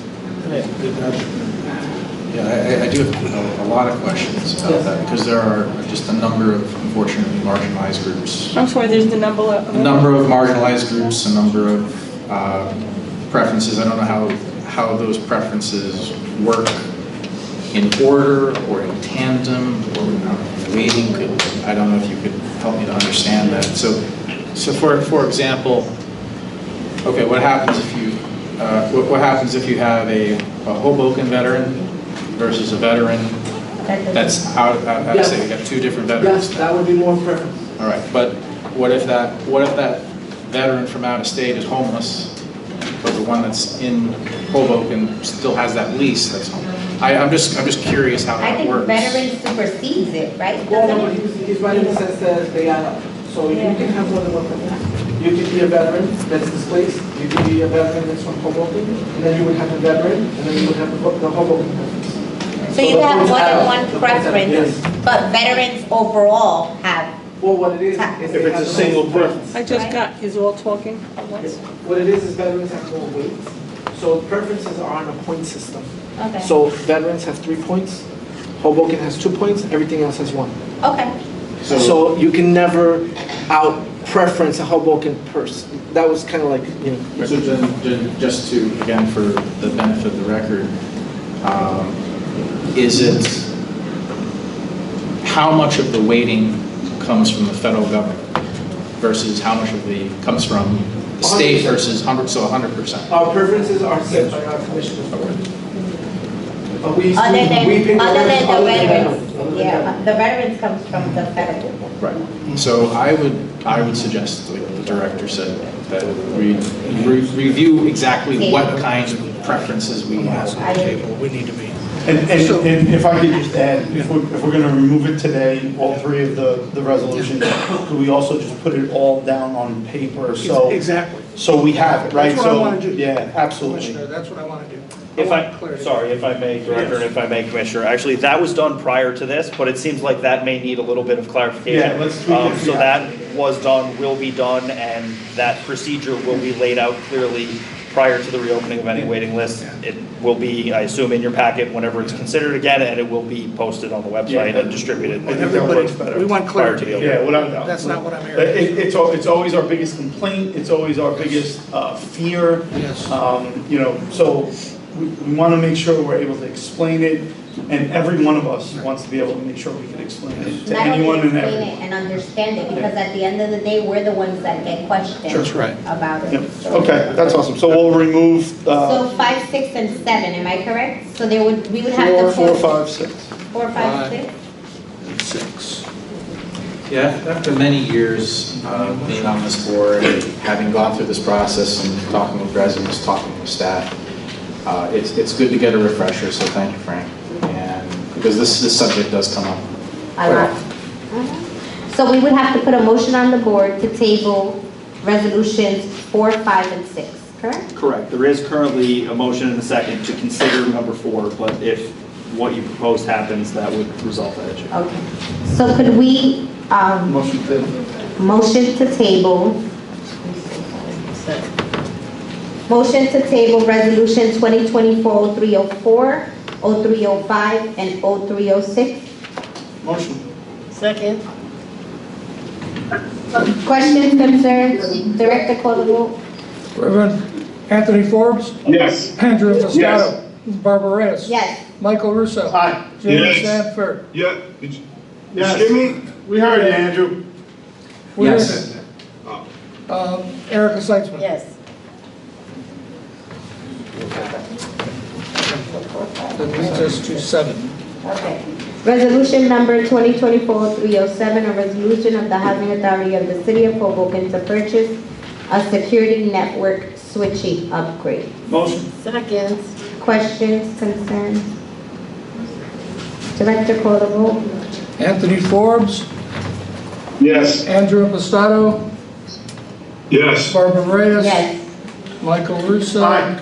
James Sanford. No. Erica Seitzman. Yes. Resolution number 2024-0308, a resolution of the Housing Authority of the City of Hoboken to award a contract for Harrison Gardens interior stairwell renovation. Motion. Second. Questions, concerns? I just want to say that I lived there for such a long time, and this is so needed. So I'm happy to see that this resolution is on before us today, and I would hope that you guys would all vote on it, as it's something that is really needed in those buildings. If there's no other comments, if we can call a vote. Anthony Forbes, Yes. Andrew Impastato, Yes. Barbara Reyes. Yes. Michael Russo. Aye. James Sanford. No. Erica Seitzman. Yes. Resolution number 2024-309, a resolution of the Housing Authority of the City of Hoboken to award a contract for Harrison's Gardens physical security enhancements. Motion. Second. Questions, concerns? Director, call the vote. Anthony Forbes, Yes. Andrew Impastato, Yes. Barbara Reyes. Yes. Michael Russo. Aye. James Sanford. No. Erica Seitzman. Yes. Resolution number 2024-310.10, a resolution of the Housing Authority of the City of Hoboken to award a contract for the supply of residential appliances. Motion. Second. Questions, concerns? Director, when you say residential appliances, is that like refrigerators and stoves and Correct. stuff like that? Okay, Exactly that. okay. And, okay. Call the vote, Director? Anthony Forbes, Yes. Andrew Impastato, Yes. Barbara Reyes. Yes. Michael Russo. Aye. James Sanford. No. Erica Seitzman. Yes, aye. Resolution number 2024-31.11, a resolution of the Housing Authority of the City of Hoboken to award a general construction services contract. Motion. Second. Questions, concerns? A question on that. Are any of these contractors local? Do we know? Well, This one is from Sparta, New Jersey. What do you mean local, like from Hoboken? Yeah, like local, like Hudson County local. No, I think, well, the one before us, he's from Sparta, New Jersey? Yes.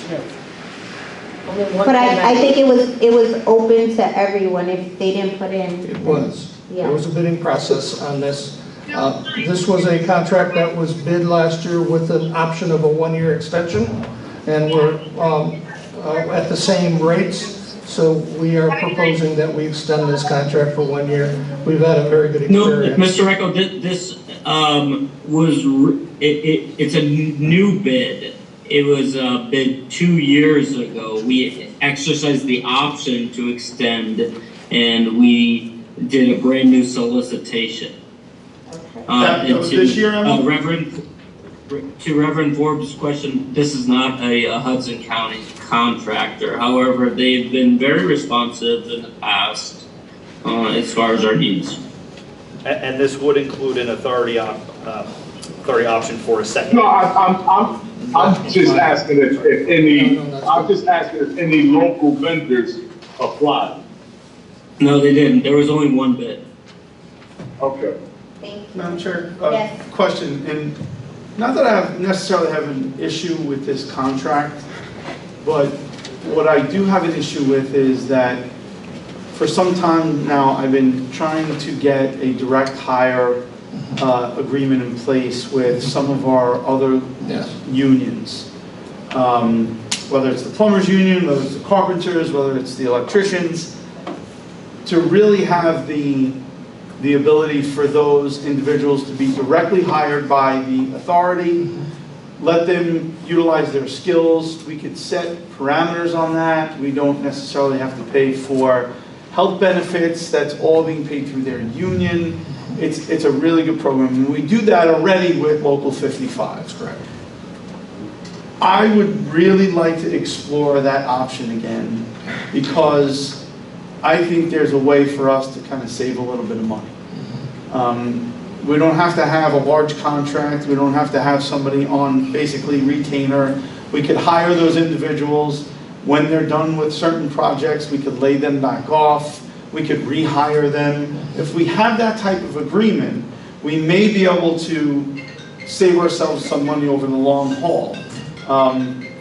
So that's not going to be solved tonight, so I have no problem voting on this now. Yes.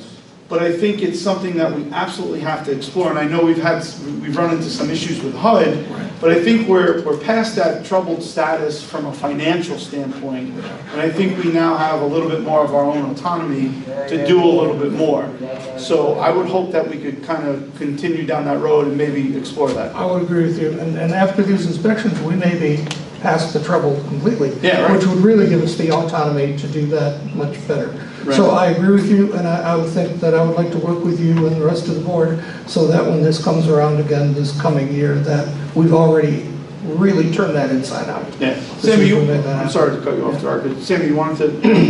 I mean, I saw you jumping out of your seat there. Only because, in regards and in respect to having plumbers and electricians, and trying to save some money is great, but their starting salaries is what we really would have to look at. Because your basic plumber, I mean, with the experience that we would need here, other than just using it as a training school, your basic plumber is going to be asking for like $60, $70 an hour. Yeah, but So- when we do those direct hires, I know, because I've been involved in some of those conversations elsewhere, when we do those types of agreements, those rates are negotiable. Correct. Right? But what We're are not the getting them down to experiences- $20 an hour, we all understand that. What are the experiences is my question. So Oh, yeah, it'll if be a if mass- we're it'll be a gonna mass- reach that level, Yeah, sure. just say, I'm just throwing numbers up, speaking in regards to like $30 an hour, and you're still a journeyman. In these buildings, to hire someone with those capabilities and the experiences of knowing these buildings is gonna take a lot of time. Yeah, It can be worked on in this conversation that we should have. yeah. But the salary is what scares me, and then purchasing and supplying them with the equipment as well. Because not only that we're gonna hire a union company to come in and do the jobs, we would also have to supply them with the tools and for the trade. Not necessarily, So I that's think the the- union, yeah, and again, it's all part of the conversation, Yeah. we don't have to have it now, but again, like I said, I don't have a problem voting on this contract tonight, because we most certainly have the need, but I think it's, the reason I bring it up is because I want to have this conversation. I think it's really important to have this conversation, because we know we have a great need for plumbers, and I know we have needs for carpentry and electricians as well, so Yes. let's continue that conversation. I just have a couple questions. Thank you. So you mentioned that Local 55 has is it a similar agreement? How does that work? It's a similar agreement as I stated, and they are, that's a laborers union. They do have some basic skills, and we utilize those basic skills and probably as much as we possibly can. And they're really good with us, right? Like, they do a lot for the authority. So it would be a very similar kind of a conversation with any other union that we potentially talk to. Would there be any conflict if you've got basic skills versus a specialized skill? No, because again, a laborer is a laborer, an electrician is an electrician, and a plumber is a plumber, and rarely do they ever mix. So what is why haven't we done that in the past? Why can't we do that now? That's what we're talking about. That's what I'm asking. Yeah, that's what I'm trying to say, if we're we've had working this on that. before, then why haven't we done it? We haven't done it for specific, like Mike said, we haven't done it specifically for electricians or for plumbers, and I think that's what he was kind of. So then how does it currently work with an electrician? Let me help. Let me help. We have an approval by HUD to use this Local 55 system, if you will, which is from HUD's term called the force account system. I'm sorry, the force account? Force account, yes. And HUD has allowed us to use that system for unit turnover only. The second layer of that agreement is that we do have an agreement with our maintenance employees union, Local 97, that as long as these Local 55 workers are only used for unit turnover and not for regular maintenance work, that they have decided not to challenge. They've decided that's fine, because our argument was that that's work we would be bidding out if we didn't use this Local 55, and Local 97 wouldn't get that work under their union after all. So we've had that agreement. For unit turnover, no problem, that's worked really well, and everyone's been in agreement, it's worked fine. So now, and then if we had a task that Local 55, for example, on a vacant unit, there was a plumber needed or an electrician needed, we would then either turn to our staff or we would turn to a contractor like this. That's at our disposal. So we could immediately get into that unit, turn that unit, and as you can tell, our occupancy rates are way up, our vacancy turnovers are great. But that's the system we're using right now. And I think what is proposed by Councilman Russo is, instead of this contractor coming in, maybe have another union come in. Okay, I'm willing to take a look at that, but we haven't gone down that road yet, because we'd have to talk to HUD about it, and we're going to have to talk to the Local 97 folks about it to make sure that everyone's on a legal basis, because the one thing we don't want to do here is get challenged on either side. And again, like I said, I don't know if it works, And I would like it. but Yeah. it's absolutely worth the conversation. Yes. We could literally call all those local unions in. Let's do it. From plumbers to electricians to, HVAC, like all of it. Like, we could talk to them individually, and the ones that work, and the ones that don't, Yeah. so be it. Yeah. And I think even in the next couple of months, Councilman, we could set up that initial meeting with them. Yeah, I'd like great. to have that talk. Okay, awesome. I appreciate it. Thank you. Can we call the roll, Director? Anthony Forbes, Yes. Andrew Impastato, Yeah. Barbara Reyes. Yes. Michael Russo. Aye. James Sanford, No. Erica Seitzman. Yes. Resolution number 2024-312, a resolution of the Housing Authority of the City of Hoboken to award a contract for computer maintenance service. Motion? Second? Questions, concerns? Director, call the vote. Anthony Forbes, Yes. Andrew Impastato, Yes. Barbara Reyes. Yes. Michael Russo. Aye. James Sanford, No. Erica Seitzman. Yes. Resolution number 2024-0313, a resolution of the Housing Authority of the City of Hoboken to award a contract for general legal services. Motion? Second with questions. Commissioner Russo, your question? Is this our general counsel sitting here tonight? That's the guy. Is this a flat contract? No, it is not, Commissioner. It's an hourly rate. It's just an hourly rate? Yes. Are you gonna be worried? I'm just breaking your chops. I really don't have any questions. I have to tease him a little bit. Does anyone have any other questions? I have a couple questions. Sure. And I would like to first make a motion to table this resolution to avoid some awkward discussions. Would anybody like to second the motion? Motion doesn't pass. Why, how do we, I don't, He wants a motion to table it to avoid some difficult questions or awkward questions. is there any more specific, like, reasoning behind tabling it that you could give us so that we could make a better decision, yes or no? Sure, I'd be happy to answer your question, Commissioner. My understanding of contracts like this, and council's happy to jump in, is that council cannot comment on their own contract, advise on the renewal of their own contract. Is that true? I would say it's not really appropriate for me to be advising you on whether or not to award a contract to our firm. Yeah. Okay. So the difficulty in having a discussion on this resolution is that I would be asking a great deal, many questions of council, and also council's father, Harold Fitzpatrick, isn't present, or I don't think he's on the call. So I'm not sure how we can get the answers that I'm looking for. I'm happy to have. Got it, thanks for explaining that. Yeah. Happy to answer any question you have that would be appropriately directed towards me, Commissioner. Okay. So, earlier in the year, I submitted a request in writing for your general legal services, and I received a document dated April 1st, 2023.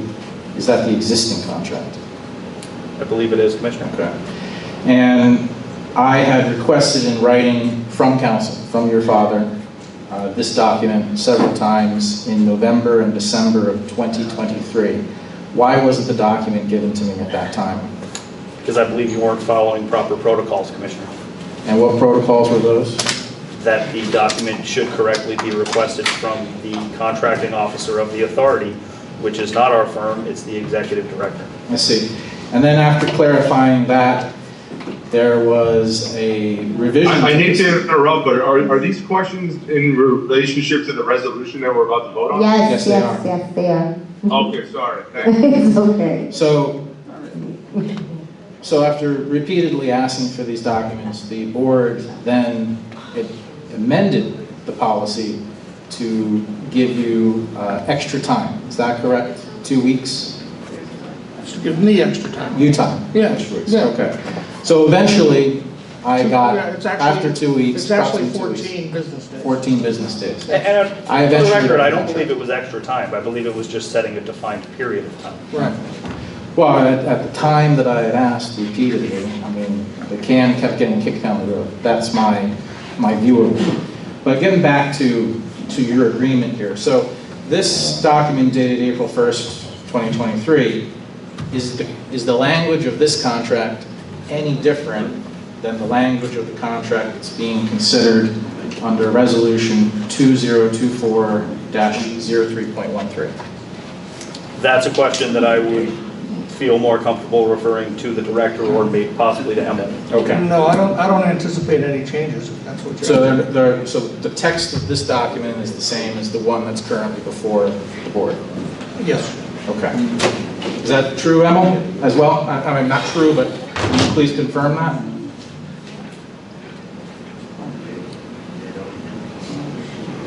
Are you there, Emil? He's just flabbergasted. He's here. Yes, sorry. No problem. You say that again? Yeah, I think apologize. if I may, the question, I think, is do we anticipate entering the same form of contract with Fitzpatrick and Waterman that we have currently for the next year? Yes, so it's a not to exceed contract, it's on an hourly basis. I'm sorry, Emma, why is it not to There was Emma, you're speaking too fast for our court reporter. I apologize. Okay, can we go back? So, yes, it is it's the same form of contract. It's a not to exceed amount of $150,000. There was a slight rate increase from $150 per hour to $155 per hour. But otherwise, all terms are the same. Okay, thank you. So, counsel, then feel free to enlist the director's assistance. So, page 2, item 1, services. Attorney providing general legal services shall provide the following services to the local authority. Can you help me to understand, let's say, item A, attendance and guidance during any and all authority board or commissioner meetings, regular or special? What's that? That would be any issue that we are asked to opine on at a meeting such as this one. Okay, and how does that work? Does it have to be a full vote of the board, or could any commissioner ask you a question? Any commissioner is free to ask any question they'd like. That doesn't mean that any question that it would be asked of us would be appropriate for us to opine on. For example, under what circumstances? harassment might not be appropriate, such as this, but... Harassment? Yes. Am I harassing you? You are. I am? You are. It's How? borderline harassment, and your behavior for months has been borderline harassment towards us. Can you please elaborate? Sure, repeatedly requesting documents from us that are not appropriately requested from us, despite the fact that you've been told that several times. And that's harassment? I believe it is, yes. Under the state of New Jersey? And then threatening with ridiculous, unmeetable deadlines and the like. Yes, I believe it is harassment. So you consider my communication as threatening? No, I consider them harassing. Harassing. I'm happy to answer any question you have about our contract, Commissioner. Okay. I mean, harassing or not, right? If it's appropriate for me to opine, I'm happy to answer it. Let's see. Well, I'm going to need 1 second to think about what you just said.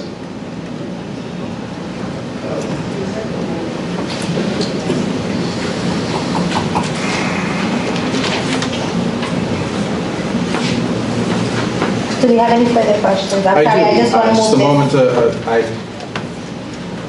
Council's statement is shocking, and trying to navigate here. I'm sorry. Yeah. Maybe, think that over and we can talk about it in new business? Well, that's why I asked to table it, but you guys don't want to table it, so we're gonna have to talk about it now. No, because the authority is bigger than one person. Thank So you. let's, Oh, yeah, the Thank you. association, the authority is bigger than one person. I do completely agree on that. So, council, how does council determine which commissioners are prioritized and, who gets attention, who doesn't, whose questions are answered and whose aren't? There is no priority given. Every commissioner is an equal on this board. Every commissioner is an equal on this board. That is correct. And you, the Fitzpatrick Law Firm, have treated every commissioner here equally. Yes. Okay. And we've told you before that any advice you seek, the authority seeks between meetings, that usually falls more under the purview of the executive director. At these meetings, we report and we answer directly to the individual members of the Board of Commissioners. However, I will point out that that is acting, I say individual, acting as a body. Our responsibility is to this body, not to any one individual commissioner. Okay. So, under item 1, services, there are a number of items, A through Z. Is that correct? I don't have the contract in front of me, Commissioner, but I don't have any reason to believe it's not correct. All right. So, I have done an extensive review of your legal billing for the past 2 years. Are you in a position to answer questions on your billing for the last 2 years? I do not have individual bills sitting directly in front of me, but I'd be happy to answer any question. I'm just gonna ask a question. Sure. If you don't mind, Commissioner. I don't understand. mind. You sure? I'm fine. All right.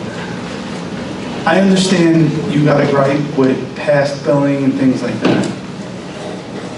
That's informing your decision for this new potential contract, if I understand this correctly.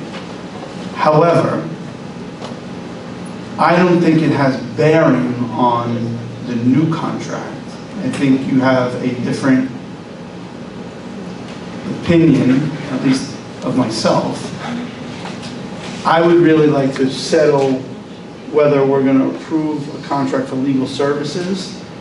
And by all means, like I've told you in the past, I'll sit here all night with you as you go through bills. I have no problem with that.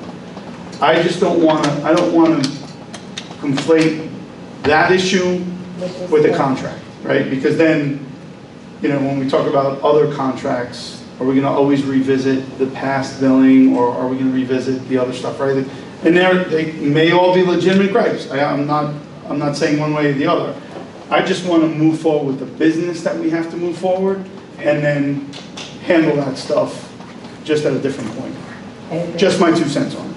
Okay, thank you for your 2 cents. Everything that I'm doing right now, asking right now, pertains to the existing contract. The existing or the new contract? Well, it's the existing, that's why I clarified earlier, is that this contract is going to be the same contract. So I am asking about these services. Now, we had this discussion. This is unfortunately, it's a 1-year contract, so this discussion only comes up once a year. This is the only opportunity that this commissioner is going to have on this matter. Thank you, I appreciate that. So can we get the questions so then we can move on? All right, I will try to keep going without any interruptions. Yes, please. I would also note that on the monthly list of bills, there was an opportunity to ask questions about the billing. Thank you, and we did, but thank you. Not just this. Yeah, well, but the billing, but if it's also the contract as well. Okay, so if your my question earlier okay. was, there are items A through Z under services. And there are multiple services over the last 2 years. My question is that of everything that you've billed to the board, to the housing authority, is it conceivably covered under items A through Z of Section 1 services? I do not have a copy of the contract in front of me. If you'd like to show it to me, I'd be happy to answer your question. And I will point out that you're not talking about the past 2 years. You're talking about the past 9 years of what I believe to be exemplary work to the authority. And I believe we've always put the authority's interests first. But if you'd like me to take a look at it, I'm happy to take a look at it. Okay. You've been here 9 years, yes? Yes. And 9 years in April. Was I one of the commissioners that initially? Excuse me, can we just, listen, I just feel like honestly, this is just nonsense now. Like, we're talking about a current contract, really don't want to hear about 9 years ago. It's the truth of the matter. If you have questions pertaining to the current contract, let's stick to that, please. Thank you. I have a copy of the contract. Okay. Council, we're having a discussion. Council requested the contract. I'm going to give him the contract and an opportunity to read it. And can you ask him those? Yes. Is that okay with you? Yes, that would be absolutely okay with me. Okay. Please hand that to the director. You do that in an exemplary way.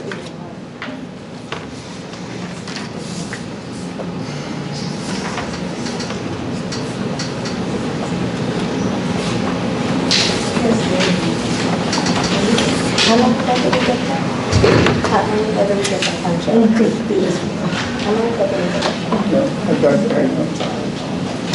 I really don't have time. I'm sorry.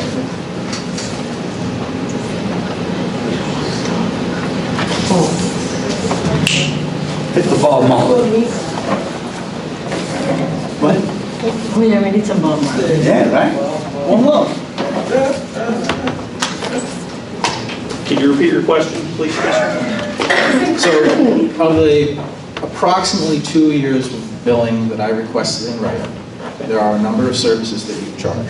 So the question is, of those services charged to us, are they covered through your contract, items A through Z of Section 1 services? I believe they are. Okay, thank you. So,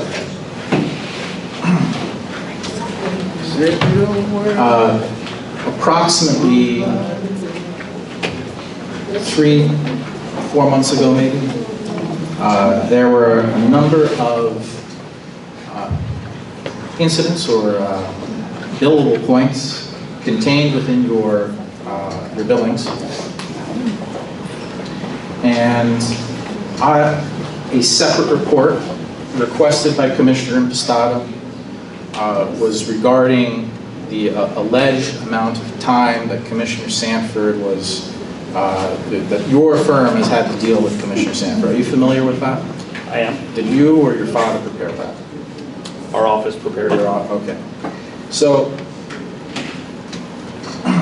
can you help me to understand, under items A through Z,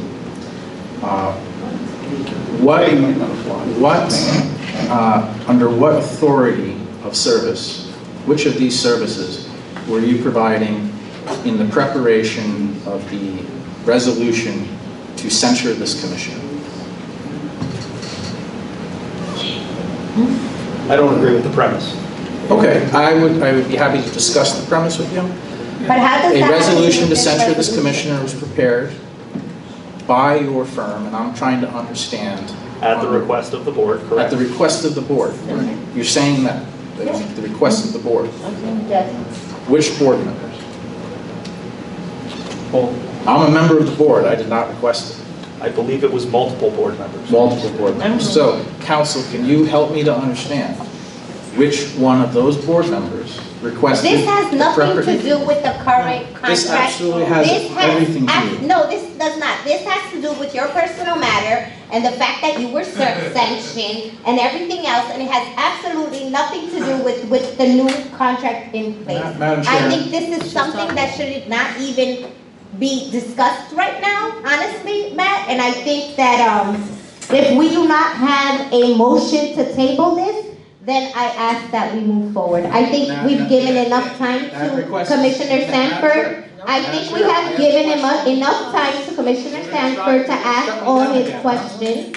And Commissioner Sanford, I will not repeat myself. As chairwoman of this board, I have the authority to have you removed if you will not let me continue with this meeting. Do you understand? Do you understand? Go ahead and do it. I absolutely will if you do not allow me to continue this meeting. Council, which commissioners? Call the vote, Director, which board please. members? Director, could you please your call the vote? contract, Under which year contract, which board members asked Director, you could to you call the create vote? a resolution? I am now going to call the vote. Council, there's a question. Please. We need Director, order there here. is a question before council. We need order here. We need order, and the chairman has instructed me to call the vote. Listen, if you guys Anthony- renew this contract again, you're doing something that contains illegal acts. Yes. I have tried to be, I tried to be. Andrew Listen, Impastato. this is an illegal action that you're doing, renewing Yes. this contract. Yes. If you, I'm gonna keep Barbara talking. Reyes. Yes. Michael Russo. Aye. James Sanford. No, this Erica board Sykes. is Aye, acting yes. negligently. Thank you. And council, And we appreciate council, your you are not going remarks. to escape accountability on this matter, no matter how Thank many you. So the times. resolution No matter passes. how Can many we move times on the to the chair next bails your resolution? butt out of this. Resolution number 2023-0314, a resolution of the Housing Authority of the City of Hoboken to award a contract for special legal services. Motion. Second. I have a question.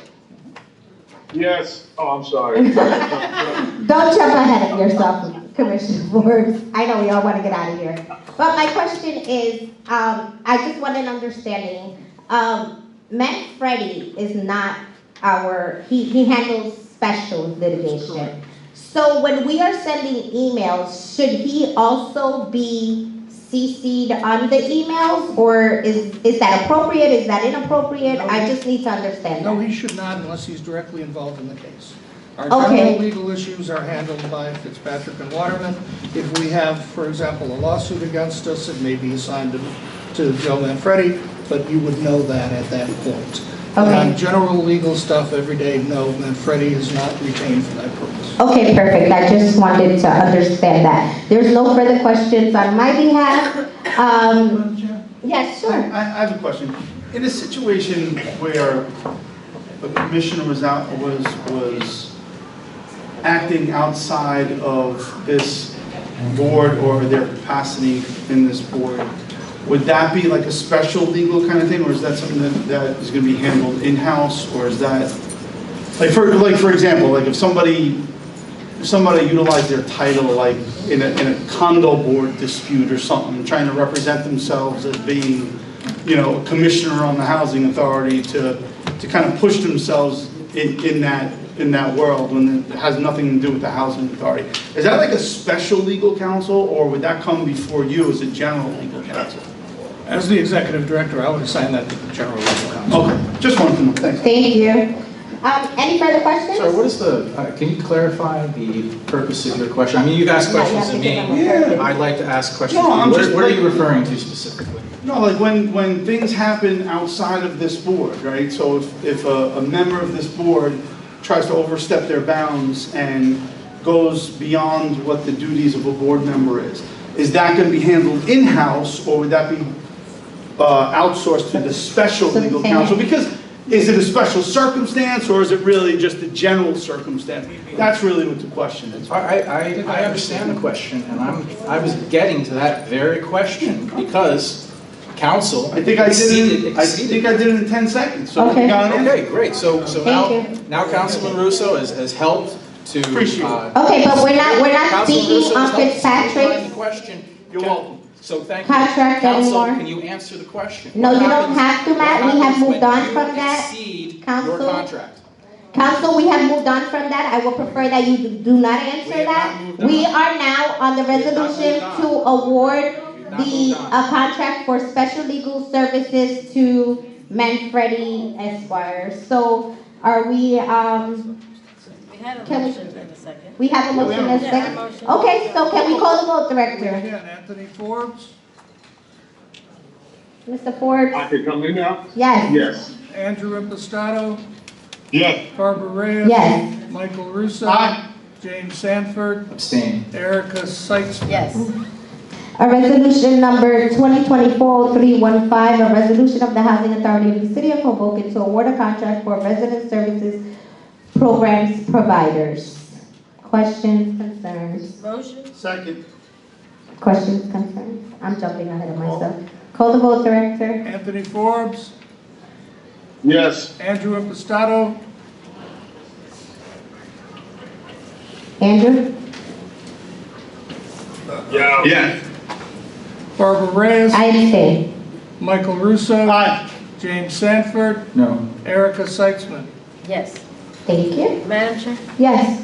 I think we have some confusion because didn't we do this last month? Mhm. This is just supposed to be for 2, or am I reading that in the back correctly? Which one?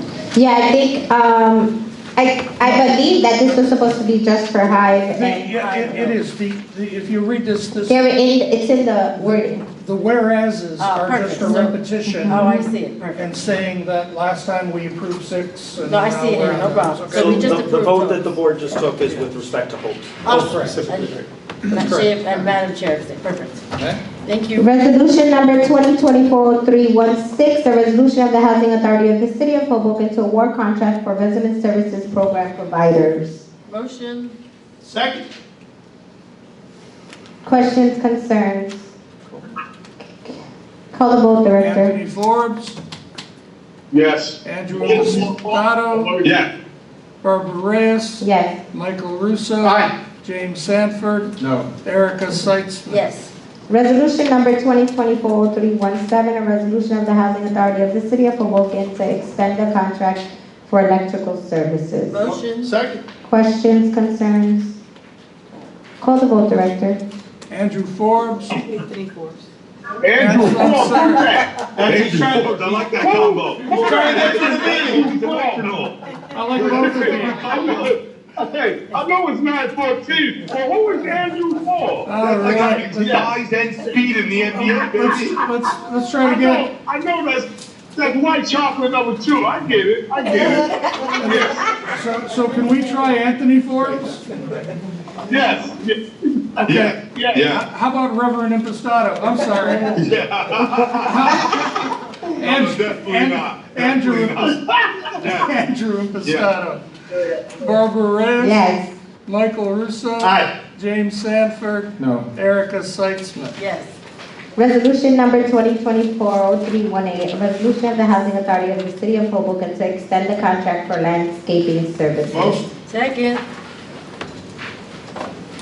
Questions, concerns? Director, call the vote. Anthony Forbes. Yes. Andrew Impastato. Yes. Barbara Reyes. Yes. Michael Russo. James Sanford. No. Erica Seitzman. Yes. Okay, motion to adjourn. Second. All in favor? All in favor? No. Aye. Have a great night. Thank you, have a good night. Good night, everyone. Reverend. See you next month. I got y'all.